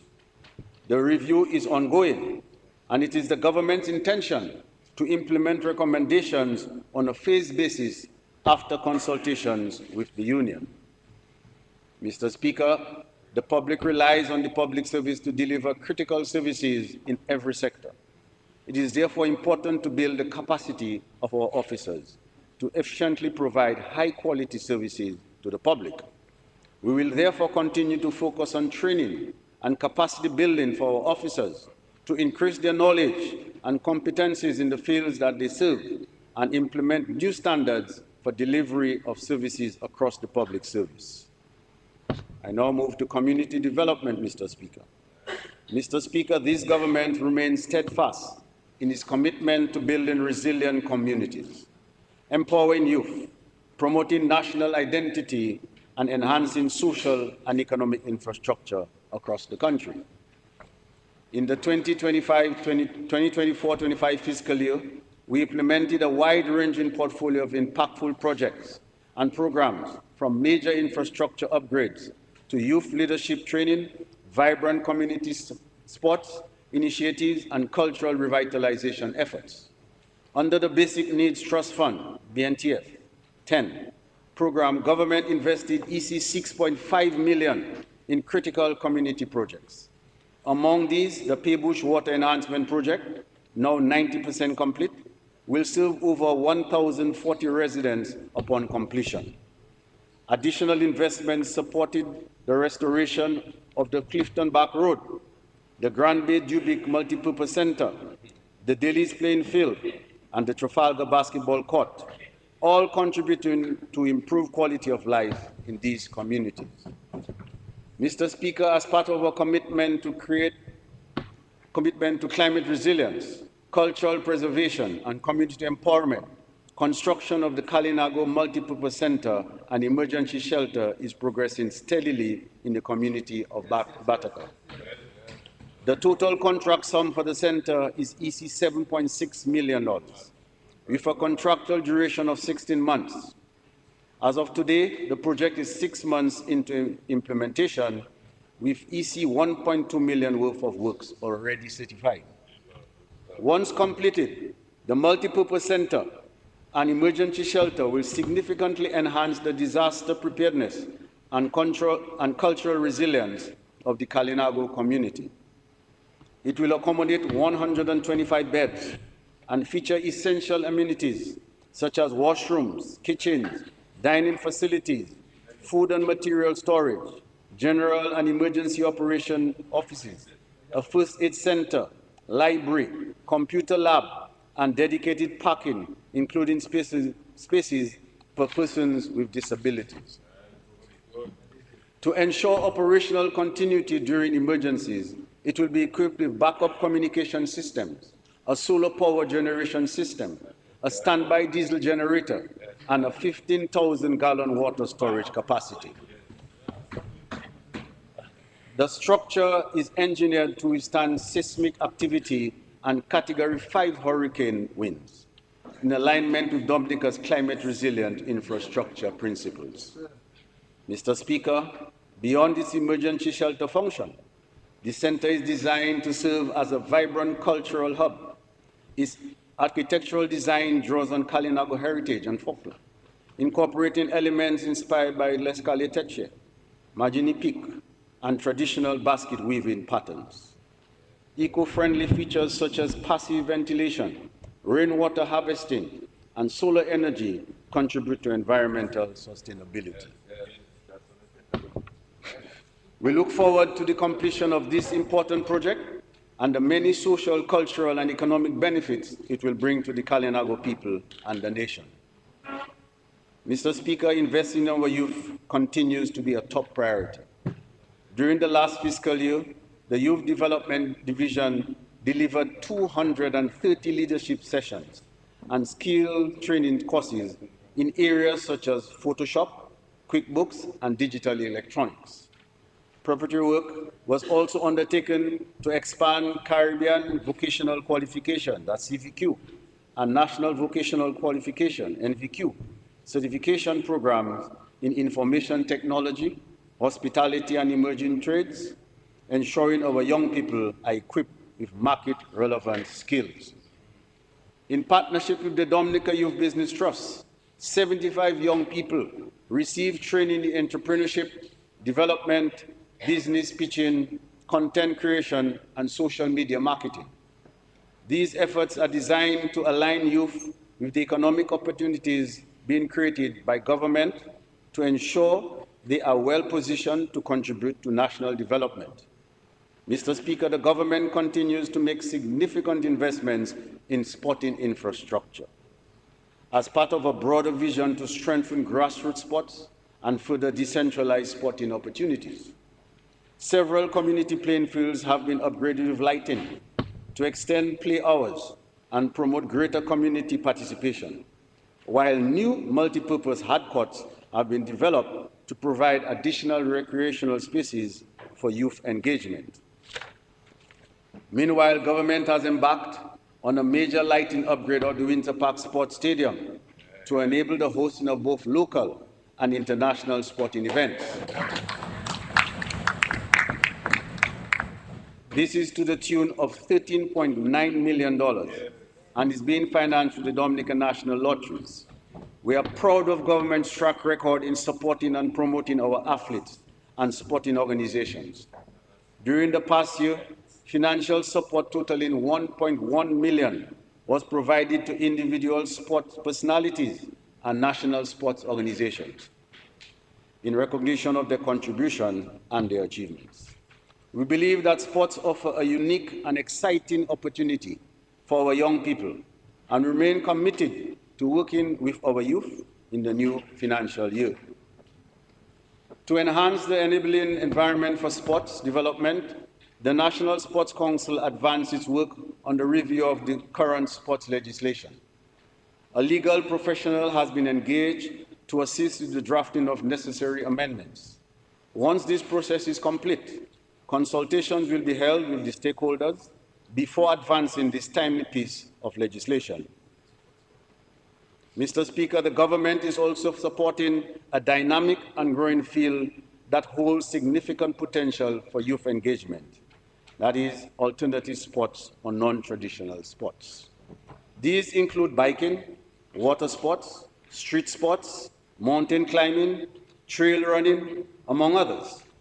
This year, we see the hosting of the second annual Bike Fest and the various cycling tournaments, all supported by the government of Dominica as part of our continued commitment to promoting sports tourism.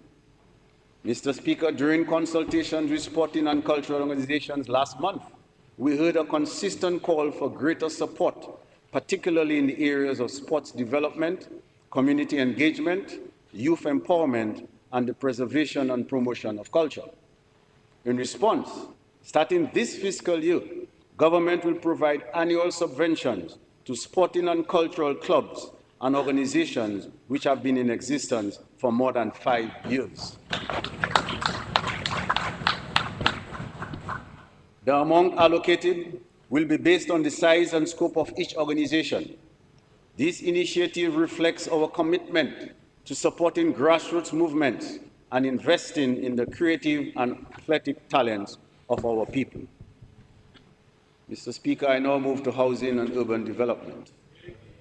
Mr. Speaker, government continues to drive the resilient housing agenda through major projects in Grand Bay and Eggleston, as well as ongoing works in Woodford Hill, Penville, and other communities, with the aim of delivering 256 homes under the Modern Resilient Housing Development Program. Mr. Speaker, we were poised to deliver 21 homes to deserving beneficiaries in Scottshead on Wednesday. Unfortunately, the weather did not permit. The fact is the beneficiaries already have their keys.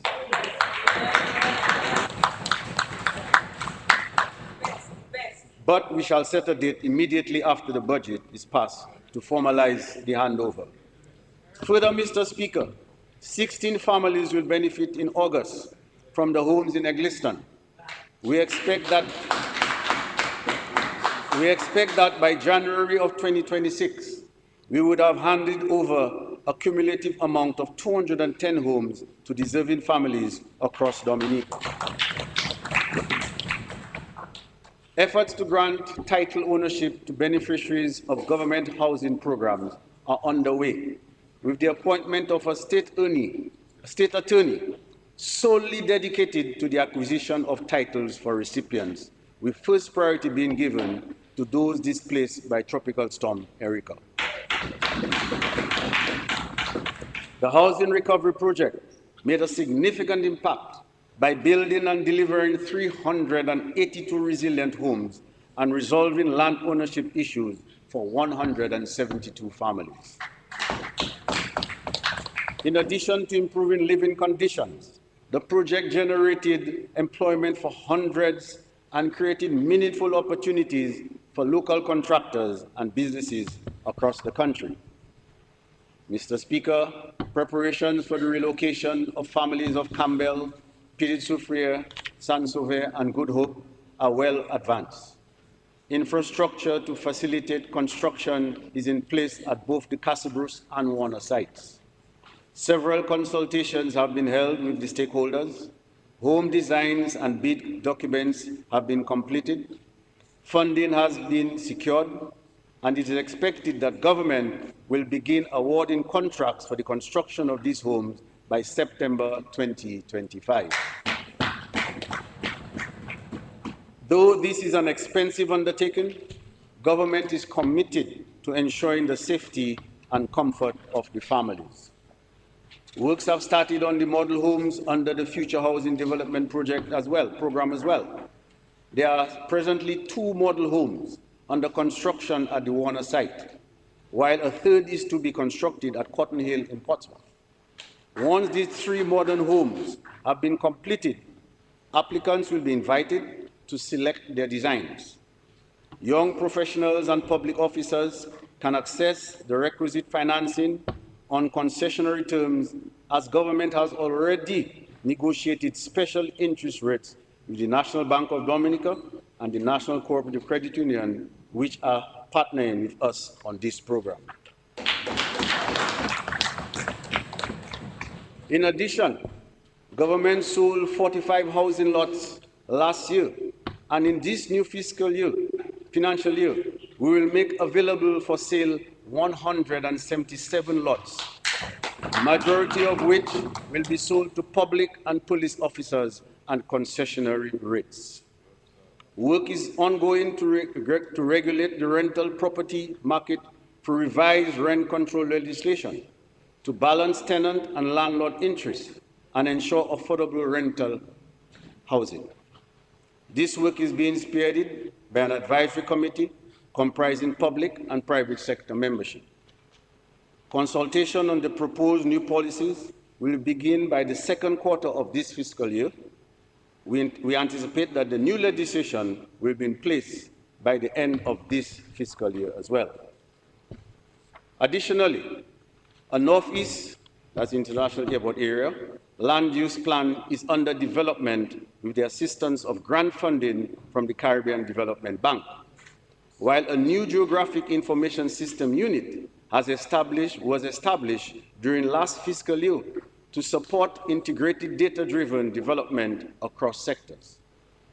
In respect to urban development, Mr. Speaker, during the last fiscal year, preparatory work for the continuation of the Roadway Enhancement Project, specifically the rehabilitation of 6 streets, progressed, although at a slower pace than expected. This was primarily due to delays in the procurement process.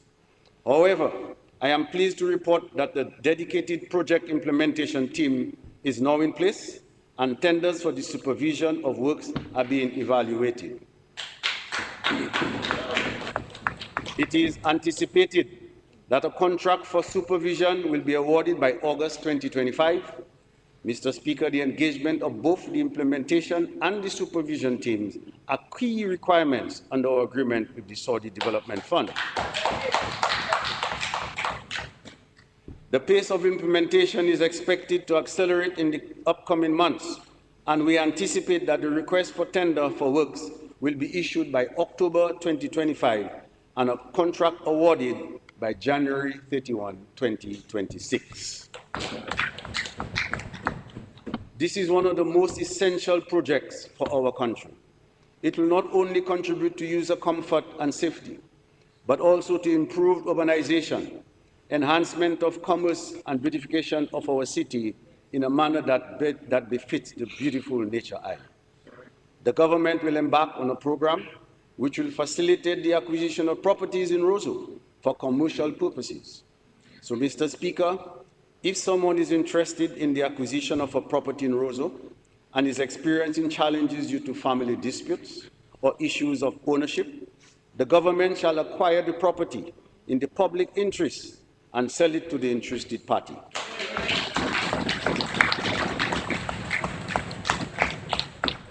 This will eliminate the hassle to the potential buyer and place the property in productive use for the overall enhancement of the city.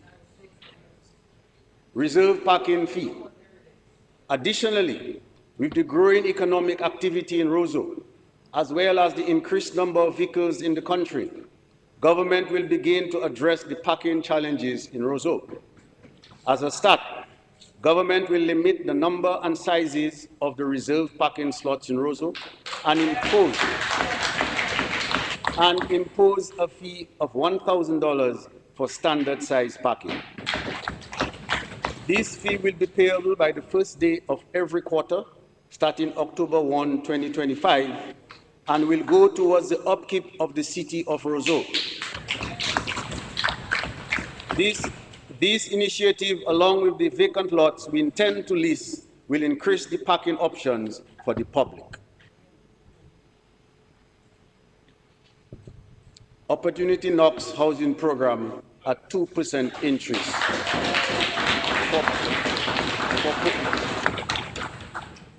Opportunity Knocks housing program at 2% interest for police and public officers.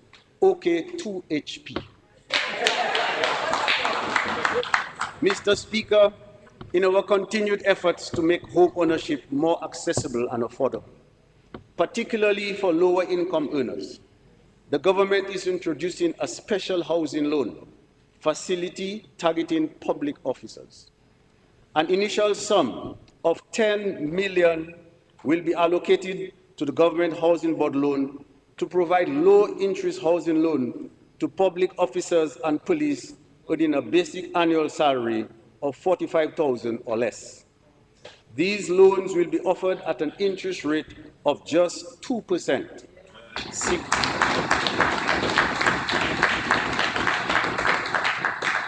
significantly easing the financial burden associated with home ownership.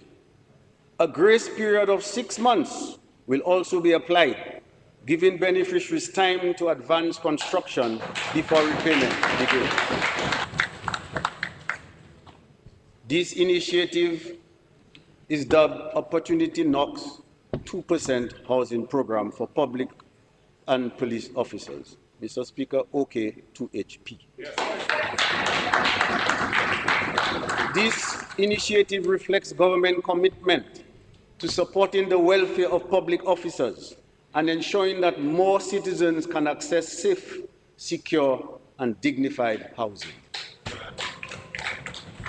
By reducing the cost of financing, we're empowering our public servants, many of whom are young professionals, to invest in their future, build equity, and contribute to the continued growth and stability of their communities. Mr. Speaker, revenue mobilization. Mr. Speaker, I've just presented a summary of the budget for this fiscal year and will now speak to the financing of this budget. We propose to fund the budget through a combination of government's revenue, loans, and grants together totaling $1,313.5 million. The estimates are as follows. Recurrent revenue, $1,103.7 million. Capital revenue, $5.2 million. Grants equivalent to $117.7 million. Loans at $88.8 million. It should be noted that these loans have already been approved by Parliament. The loans and the grants are all earmarked for capital projects. The other capital projects, along with the recurrent expenditure, will be financed by the $1,103.7 million recurrent revenue estimates. The recurrent revenue estimates comprise tax revenues of $443.9 million, $635 million from the CBI, and other recurrent revenues, such as fees and licenses, totaling $24.8 million. Of the amount of $443.9 million in tax revenues, we anticipate that a total of $46 million will be collected in respect of areas of payments to government for taxes, licenses, lands, and hospital fees. Let me at this point commend the staff of the Inland Revenue Division, the police officers, and the staff of the Ministry of Housing for their extraordinary effort with regards to areas collection. Last fiscal year, government collected $47.6 million in arrears. 95% of this amount was areas of taxes collected through the efforts of the staff of the Inland Revenue Division. An increase of 30% over their previous year's performance, while 4.6% was collected as a result of the efforts of the police. Mr. Speaker, we would like to applaud those who cooperated and made those payments, as well as those who make their payments on time and regularly.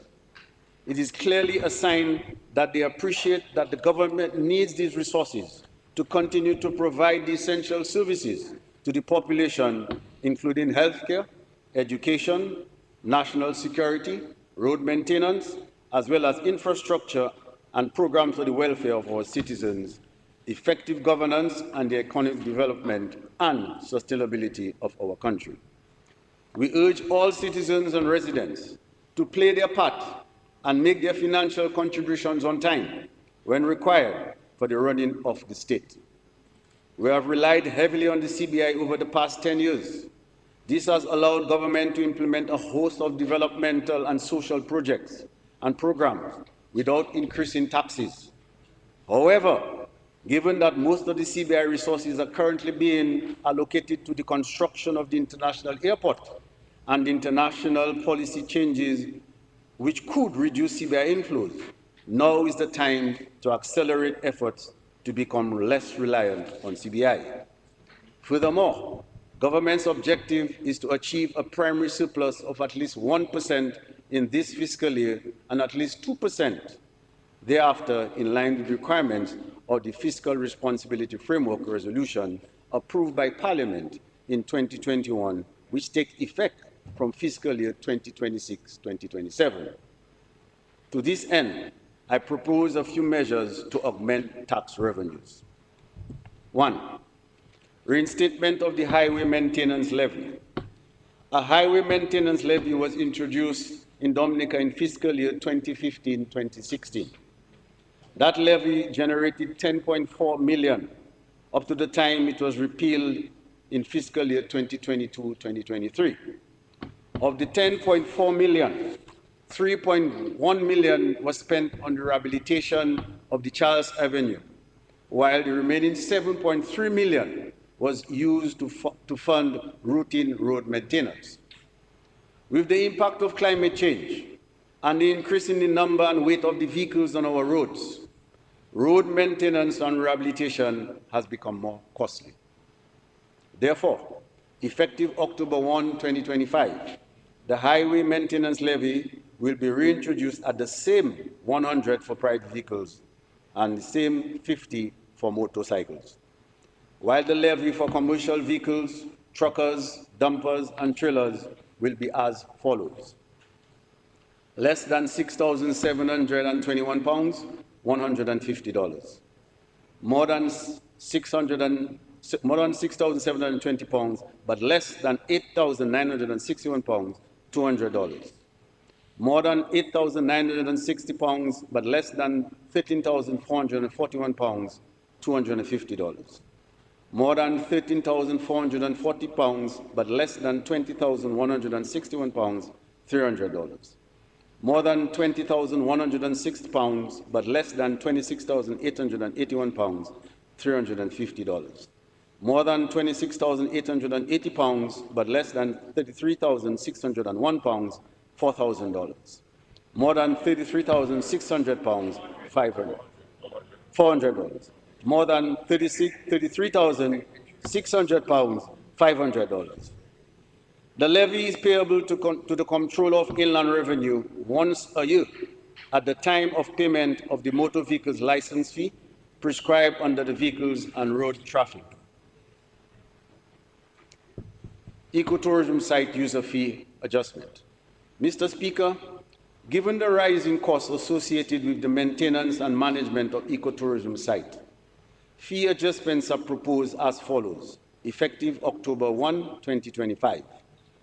US $20 for a day pass to visit any ecotourism site or sites except the Waitikubuli National Trail, and US $50 for a week pass to visit any ecotourism site or sites except the Waitikubuli National Trail. In addition, also starting October 1, 2025, Titu Gorge and Coal Soufriere will be added to the list of sites for which the ecotourism site user fee applies. Note, Mr. Speaker, that the current $3 for a site visit for pre-sold organized tours to any ecotourism site except the Waitikubuli National Trail, and the fees for the visits to the Waitikubuli National Trail remain unchanged. Importantly, these user fees do not apply to residents of Dominica. Nature Island Fund. Since last fiscal year, government increased its budget allocation to the marketing of Destination Dominica. The allocation now stands at $15 million, and there is need to further increase this amount once revenue permits. To defray some of the marketing and increased passenger processing costs, effective January 1, 2026, visitors to the island will be required to pay a fee of US $30 per visit. Again, this fee will not apply to residents of Dominica. 4, adjustments to the charges on the import of motor vehicles. Mr. Speaker, the number of derelict vehicles on the roadside in Dominica is unfortunate, unsightly, and inconsistent with our branding as the Nature Island. As we speak, government through the police is undertaking a massive cleanup exercise by removing these derelicts from the streets to the landfill. This is proving to be a very costly exercise, and the state must find some means of recovering the costs from the owners. In the meantime, government is taking action to reduce the import of old vehicles and encourage domestic trading of used vehicles by adjusting the charges to be paid at the customs. Mr. Speaker, we have decided to review the environmental surcharge on imported vehicles as follows. Motor vehicles manufactured 5 years or less remains at 1% of the CIF value. Motor vehicles manufactured more than 5 years, but up to 10 years remains at $3,000. Motor vehicles manufactured more than 10 years, but up to 15 years, $4,000. Motor vehicles manufactured more than 15 years, $10,000. In addition, the excise tax rate on motor vehicles manufactured 10 years or less, which presently attract 28% excise tax, will be reduced to 25%. The changes to the environmental surcharge and the excise tax rates will take effect from October 1, 2025. Also, Mr. Speaker, to further achieve government's objective of encouraging the import of newer vehicles and domestic trading in used vehicles, a person who imported a vehicle and received waiver of exemption or import duty, value-added tax, or excise tax at the time of import will not be required to pay any tax to the Comptroller of Customs or the state if that vehicle is sold more than 5 years after it was imported. This policy applies to any vehicle which is sold after July 31st, 2025. Mr. Speaker, I will now to some other matters. Addressing the cost of living, Mr. Speaker. Mr. Speaker, we are fully aware of our citizens' concerns regarding the rising cost of living.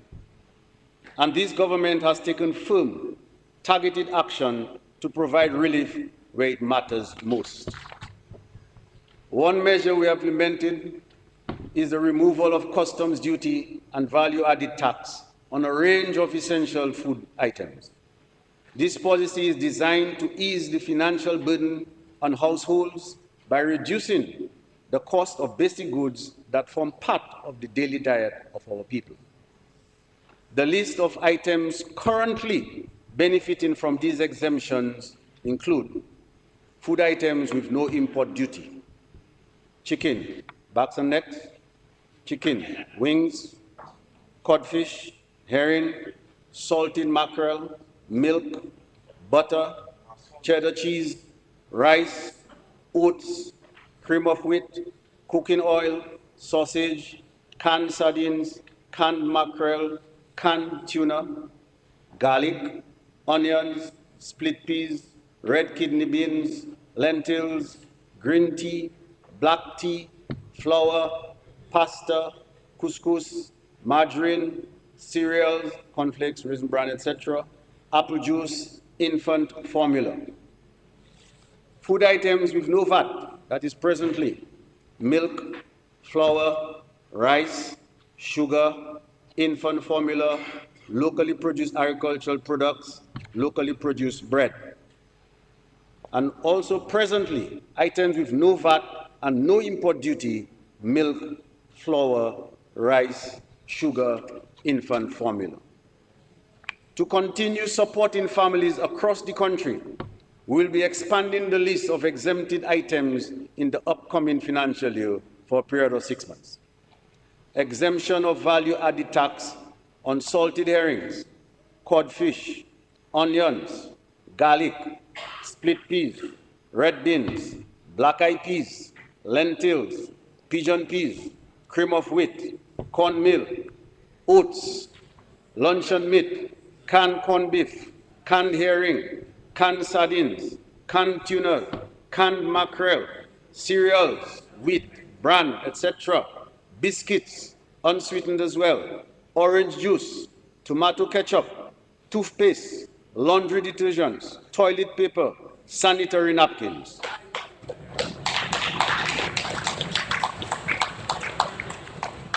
And Mr. Speaker, we'll also remove import duty on pigeon peas, luncheon meat, canned corned beef, cereals, biscuits, orange juice, tomato ketchup, toothpaste, laundry detergent, almond milk, soy milk. These additions will take effect October 1, 2025.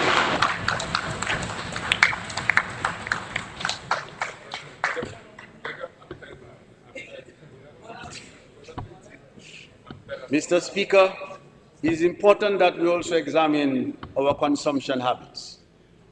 While government has taken steps to ease the burden, there are additional ways in which we, as individuals and households, can reduce expenses. One such measure is the revitalization of backyard gardening, which can provide fresh vegetables and herbs year-round, lower food bills, and promote healthier eating.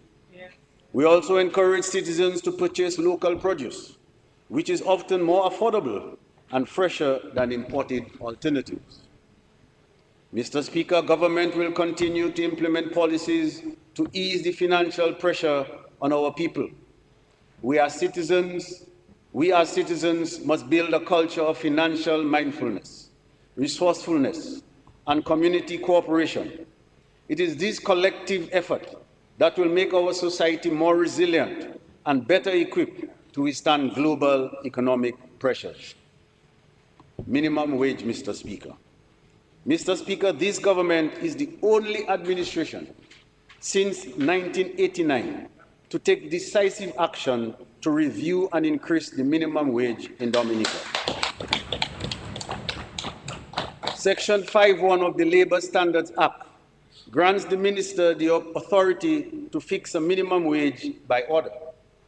In 1997, a minimum wage review was ordered, but the recommendations of the Minimum Wage Advisory Committee were never implemented. It was not until 2008, under this administration, that a revised minimum wage was introduced. This marked the first real effort to uplift the earning power of low-wage workers. Mr. Speaker, at the time of approval of the new minimum wage in 2021, the government committed to undertaking a further review in 2023.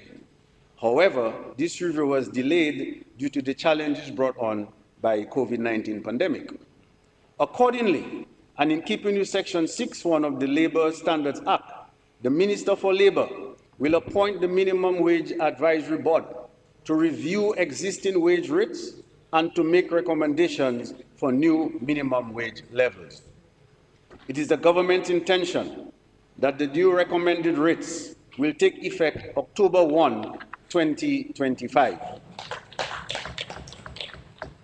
It is our sincere hope that this review will lead to meaningful improvements in wages, which not only meet basic needs, but also support the aspirations of our people for a better, more secure, and dignified life. Strengthening investment climate, Mr. Speaker. Government continues to pursue strategic initiatives aimed at improving the investment climate in Dominica. Our efforts are focused on creating an enabling environment which attracts new investment, stimulates private sector growth, and creates economic opportunities for our people.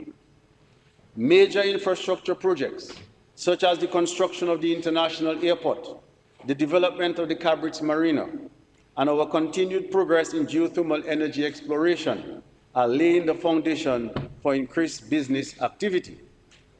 These developments will significantly enhance our connectivity, reduce energy costs, and expand the service sector, thereby positioning Dominica as a more attractive destination for foreign direct investment and local enterprise alike. Mr. Speaker, this government recognizes the private sector as an indispensable engine of national development. We have therefore resolved to provide targeted, meaningful support to both local and foreign investors through a fiscal incentives regime administered by the Invest Dominica Authority. As we speak, 41 companies are benefiting from a range of concession packages.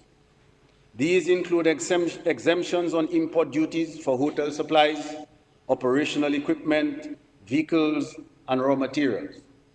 Qualifying businesses also enjoy a tax holiday on eligible expenditures and VAT waivers on capital imports until operations commence.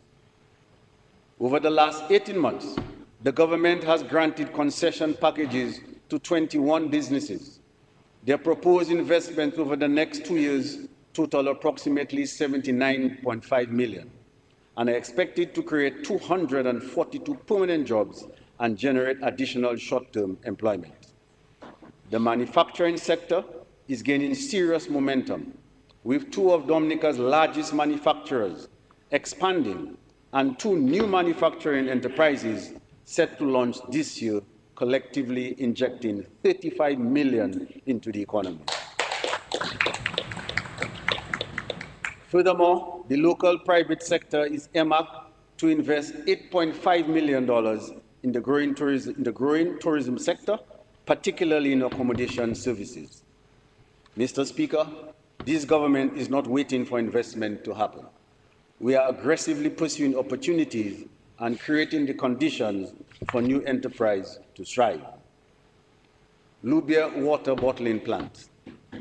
Mr. Speaker, as part of our ongoing efforts to diversify the economy and generate sustainable employment, government is making targeted investment in industries that add value to our abundant natural resources. One such promising initiative is the development of a modern water bottling industry, a sector in which Dominica holds a natural competitive advantage. I am therefore pleased to announce that the government will move forward with the acquisition of the former Dominica Brewery site in Lubia for the establishment of a modern water bottling facility. We are currently in advanced negotiations with a foreign investor who will partner with the government to bring this project to life. Once operational, the plant will bottle and brand our pristine water for export to high-demand markets, particularly in Europe and the United Kingdom. We anticipate the creation of more than 100 direct jobs in plant operations, bottling, distribution, quality control, and maintenance. This venture will generate indirect employment in areas such as trucking, packaging, marketing, and logistics.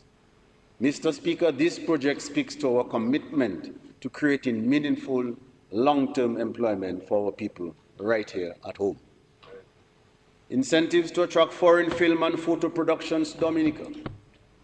Mr. Speaker, Dominica's potential as a world-class film destination was spotlighted globally when scenes from the Pirates of the Caribbean franchise were filmed on our shores. That experience showcased our island's unmatched natural beauty to millions around the world and provided meaningful economic opportunities for a range of local service providers. The success of that production and its lasting impact on our people demonstrates the power of film to drive visibility, create jobs, and stimulate multiple sectors of the economy. In light of these proven benefits, the government is taking steps to establish a viable and sustainable film industry in Dominica to attract international film and photo productions, expand employment, and project our nature island to global audiences. Dominica's breathtaking natural beauty, diverse landscapes, and rich cultural heritage make it a compelling backdrop for filmmakers. By capitalizing on these unique assets and removing barriers, we can position Dominica as a competitive and desirable location for global productions.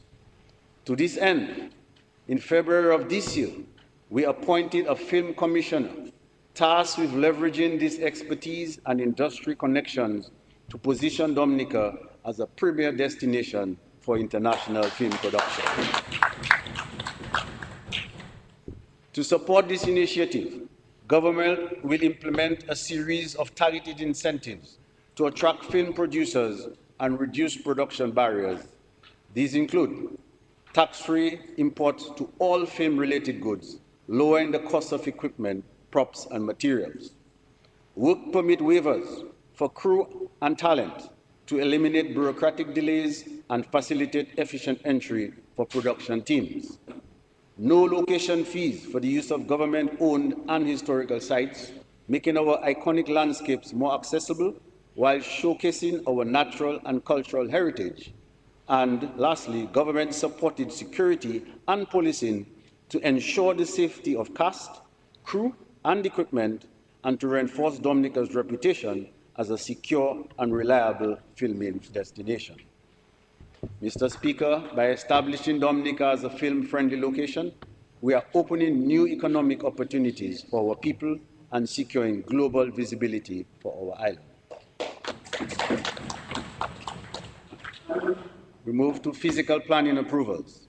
Mr. Speaker, the Physical Planning Division is responsible for land use and construction approval and plays a guiding role, sustainable development, ensuring that projects are implemented in a manner that is orderly, safe, and aligned with our broader national objectives.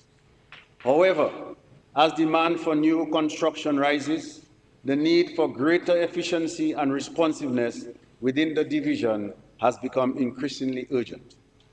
Over the years, we have heard repeated concerns about the lengthy processing times for building permits. This has been a persistent challenge, and is one that this government resolved to address. In this fiscal year, we will take steps to improve the division's operations and service delivery.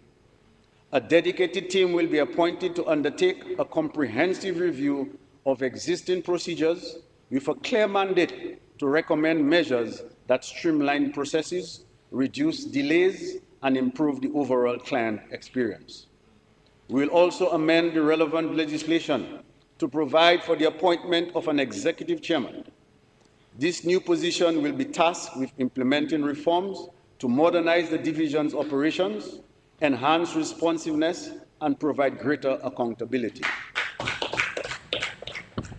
Importantly, the executive chairman will also guide the division in adopting a more strategic and future-focused approach to handle the complex and high-value development projects expected from 2027 onwards.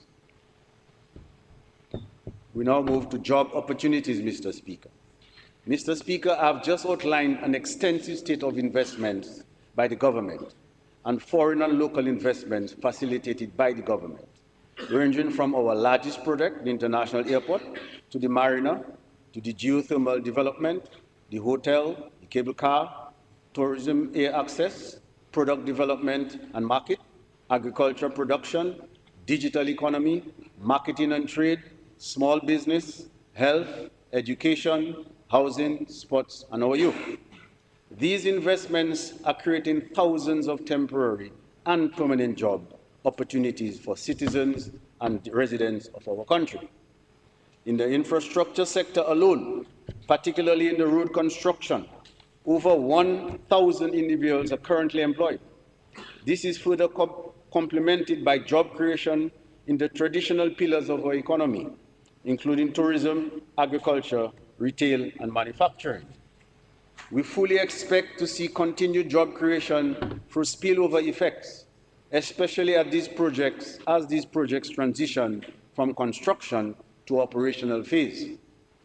We are confident that the foundations are being firmly laid for thousands of permanent jobs, sustained economic growth, and eventual economic takeoff. Ultimately, Mr. Speaker, these investments, both by government and the private sector, are being made to create jobs for our people, to ensure they have money in their pockets, food on their table, and the ability to improve their standard of living.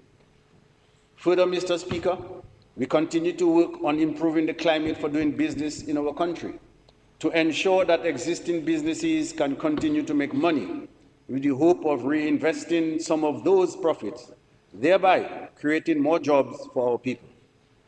We will continue to work with the private sector to identify any impediments to investment in Dominica and work towards addressing them. Mr. Speaker, law and order. Mr. Speaker, law and order is a foundation of a free and democratic society, and the judiciary is a fundamental pillar of our governance system. In this fiscal year, government will enhance the efficiency and effectiveness of the legal system and the rule of law. In this regard, we shall collaborate with regional and international partners, including the Partnership of the Caribbean and the European Union on Justice, that's the PACE Justice, regional program and the European Latin American program on assistance against transnational organized crime, to ensure that cases are disposed of more effectively and expeditiously, and that justice is not only done, but is seen to be served. The reality is, Mr. Speaker, there are times too often when cases take too long to be concluded. We must put systems in place to continue to reduce the backlog of cases and the time cases take to be concluded. The government has therefore mandated the Attorney General to review and advise on what Parliament can do to remedy the situation. Additionally, a decision has been taken to bring the magistracy under the jurisdiction of the Eastern Caribbean Supreme Court. This transition will strengthen oversight, improve case management, and bolster the administration of justice and for greater synergy, which we hope will benefit the citizens of Dominica. Mr. Speaker, we also anticipate the commencement of night court sessions during this fiscal year. This initiative was previously considered, but for various reasons did not progress. However, we are now confident that it can be successfully implemented and will create a more accessible and cost-effective system, particularly for members of the working population who are unable to attend court proceedings during regular working hours. Together, these reforms will contribute to a more responsive, transparent, and people-centered justice system in Dominica. Mr. Speaker, in conclusion, this government is investing in the future of our country and laying the foundation for sustainable growth and shared prosperity. Every initiative undertaken, every dollar spent, every policy crafted is aimed at improving the lives of our people and building a society where opportunity is within reach for all. We are building an economy that is expanding through strategic investments in public infrastructure, agriculture, education, tourism, and innovation. We are laying new roads to improve access and mobility across the country, constructing resilient homes to provide dignity and security to families, and supporting the development of new hotels and tourism facilities to generate jobs and stimulate enterprise in our communities. We continue to welcome new investments, such as the American Canadian School of Medicine, which has grown in its student enrollment and presence in Portsmouth.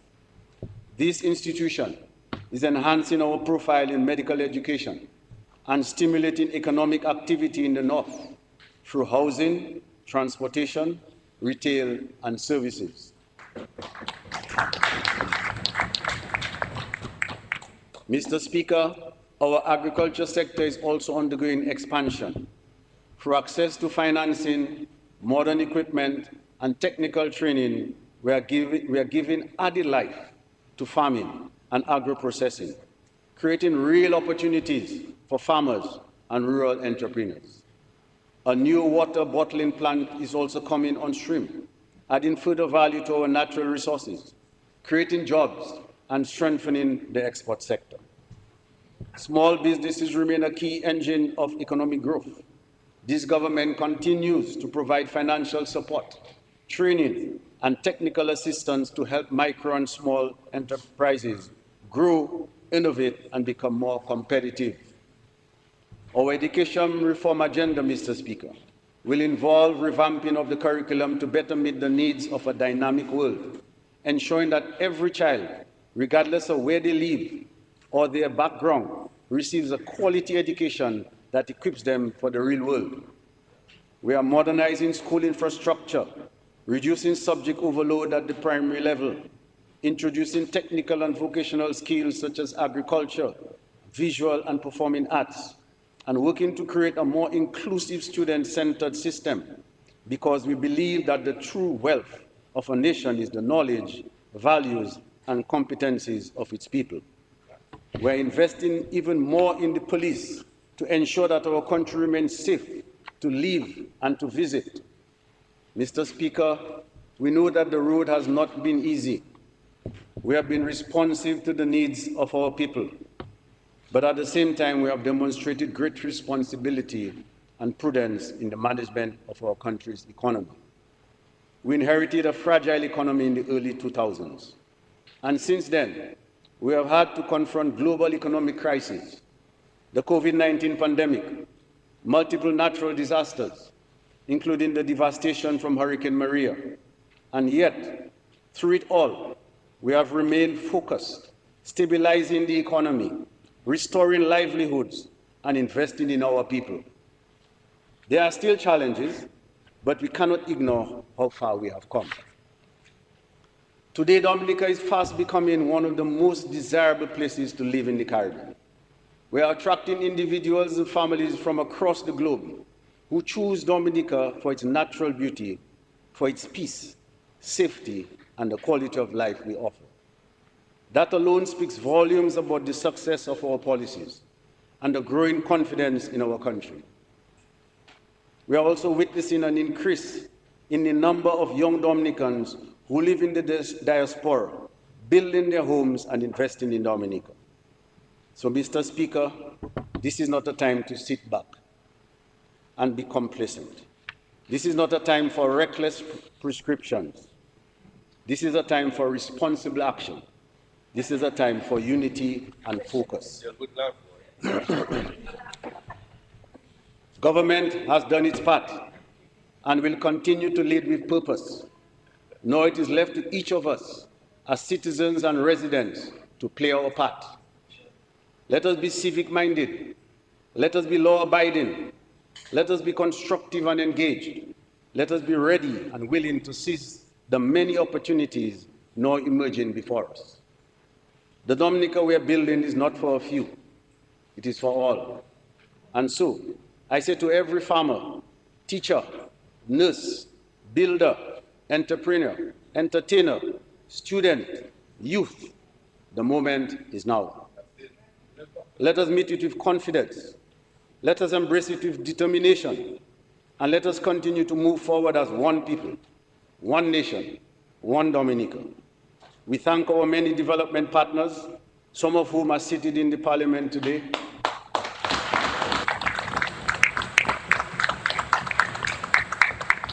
For their continued support and encouragement. We thank our God for the many blessings and successes that He has bestowed upon our country.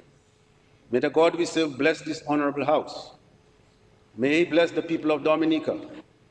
May He bless our efforts. May God bless the Commonwealth of Dominica. I thank all my fellow citizens, and I thank you, Mr. Speaker. Let us all go forth and be constructive, positive participants in nation building. I also thank my colleagues for their support and the guidance, and to our Financial Secretary, the public officers, and in particularly the staff of the Ministry of Finance. Let us continue to work together for the good of our country. I thank you, Mr. Speaker.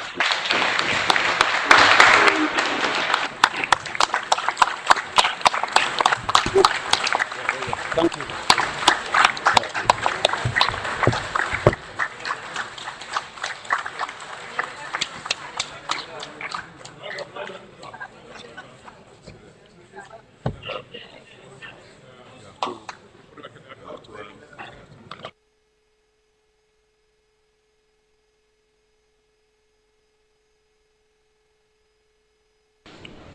The mic.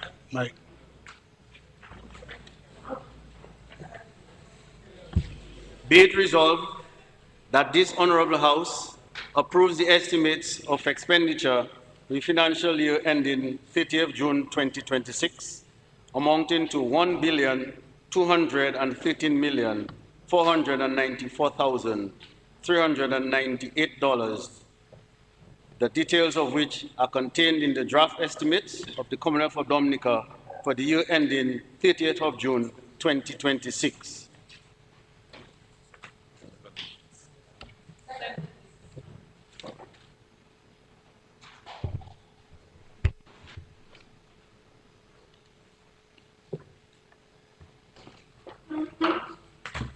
Thank you, Mr. Speaker.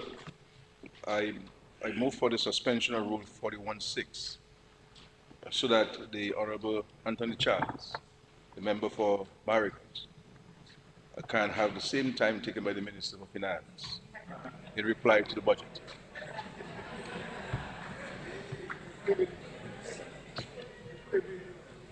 You want all the time or you want less time? and that the Prime Minister be given 1 hour and 30 minutes. Ministers will be permitted to speak for 1 hour, and the other members 30 minutes as provided for in the rules.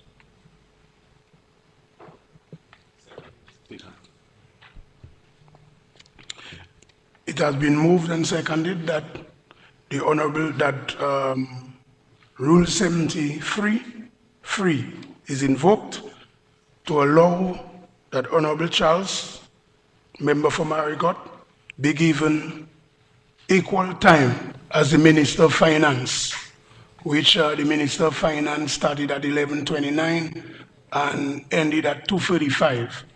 And further, that the Honorable Prime Minister be given an hour and a half in his contribution to the debate, and other ministers be given 1 hour, and other members, as per the standard rule, be given 30 minutes. Those in favor?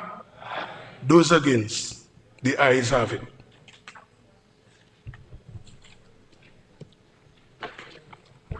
Mr. Speaker, I believe that the vast majority of citizens and residents, in response to the Minister of Finance address, would say, "What a wow."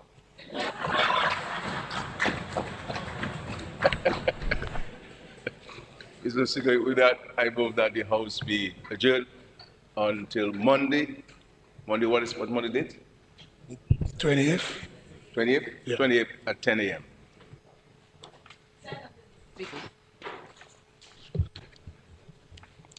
It has been moved and seconded that this Honorable House be adjourned to 10 a.m. Monday, 20th July 2025. Those in favor? Those against? The ayes have it. This House stands adjourned until 10 a.m. Monday, 20th July 2025. Mr. Speaker.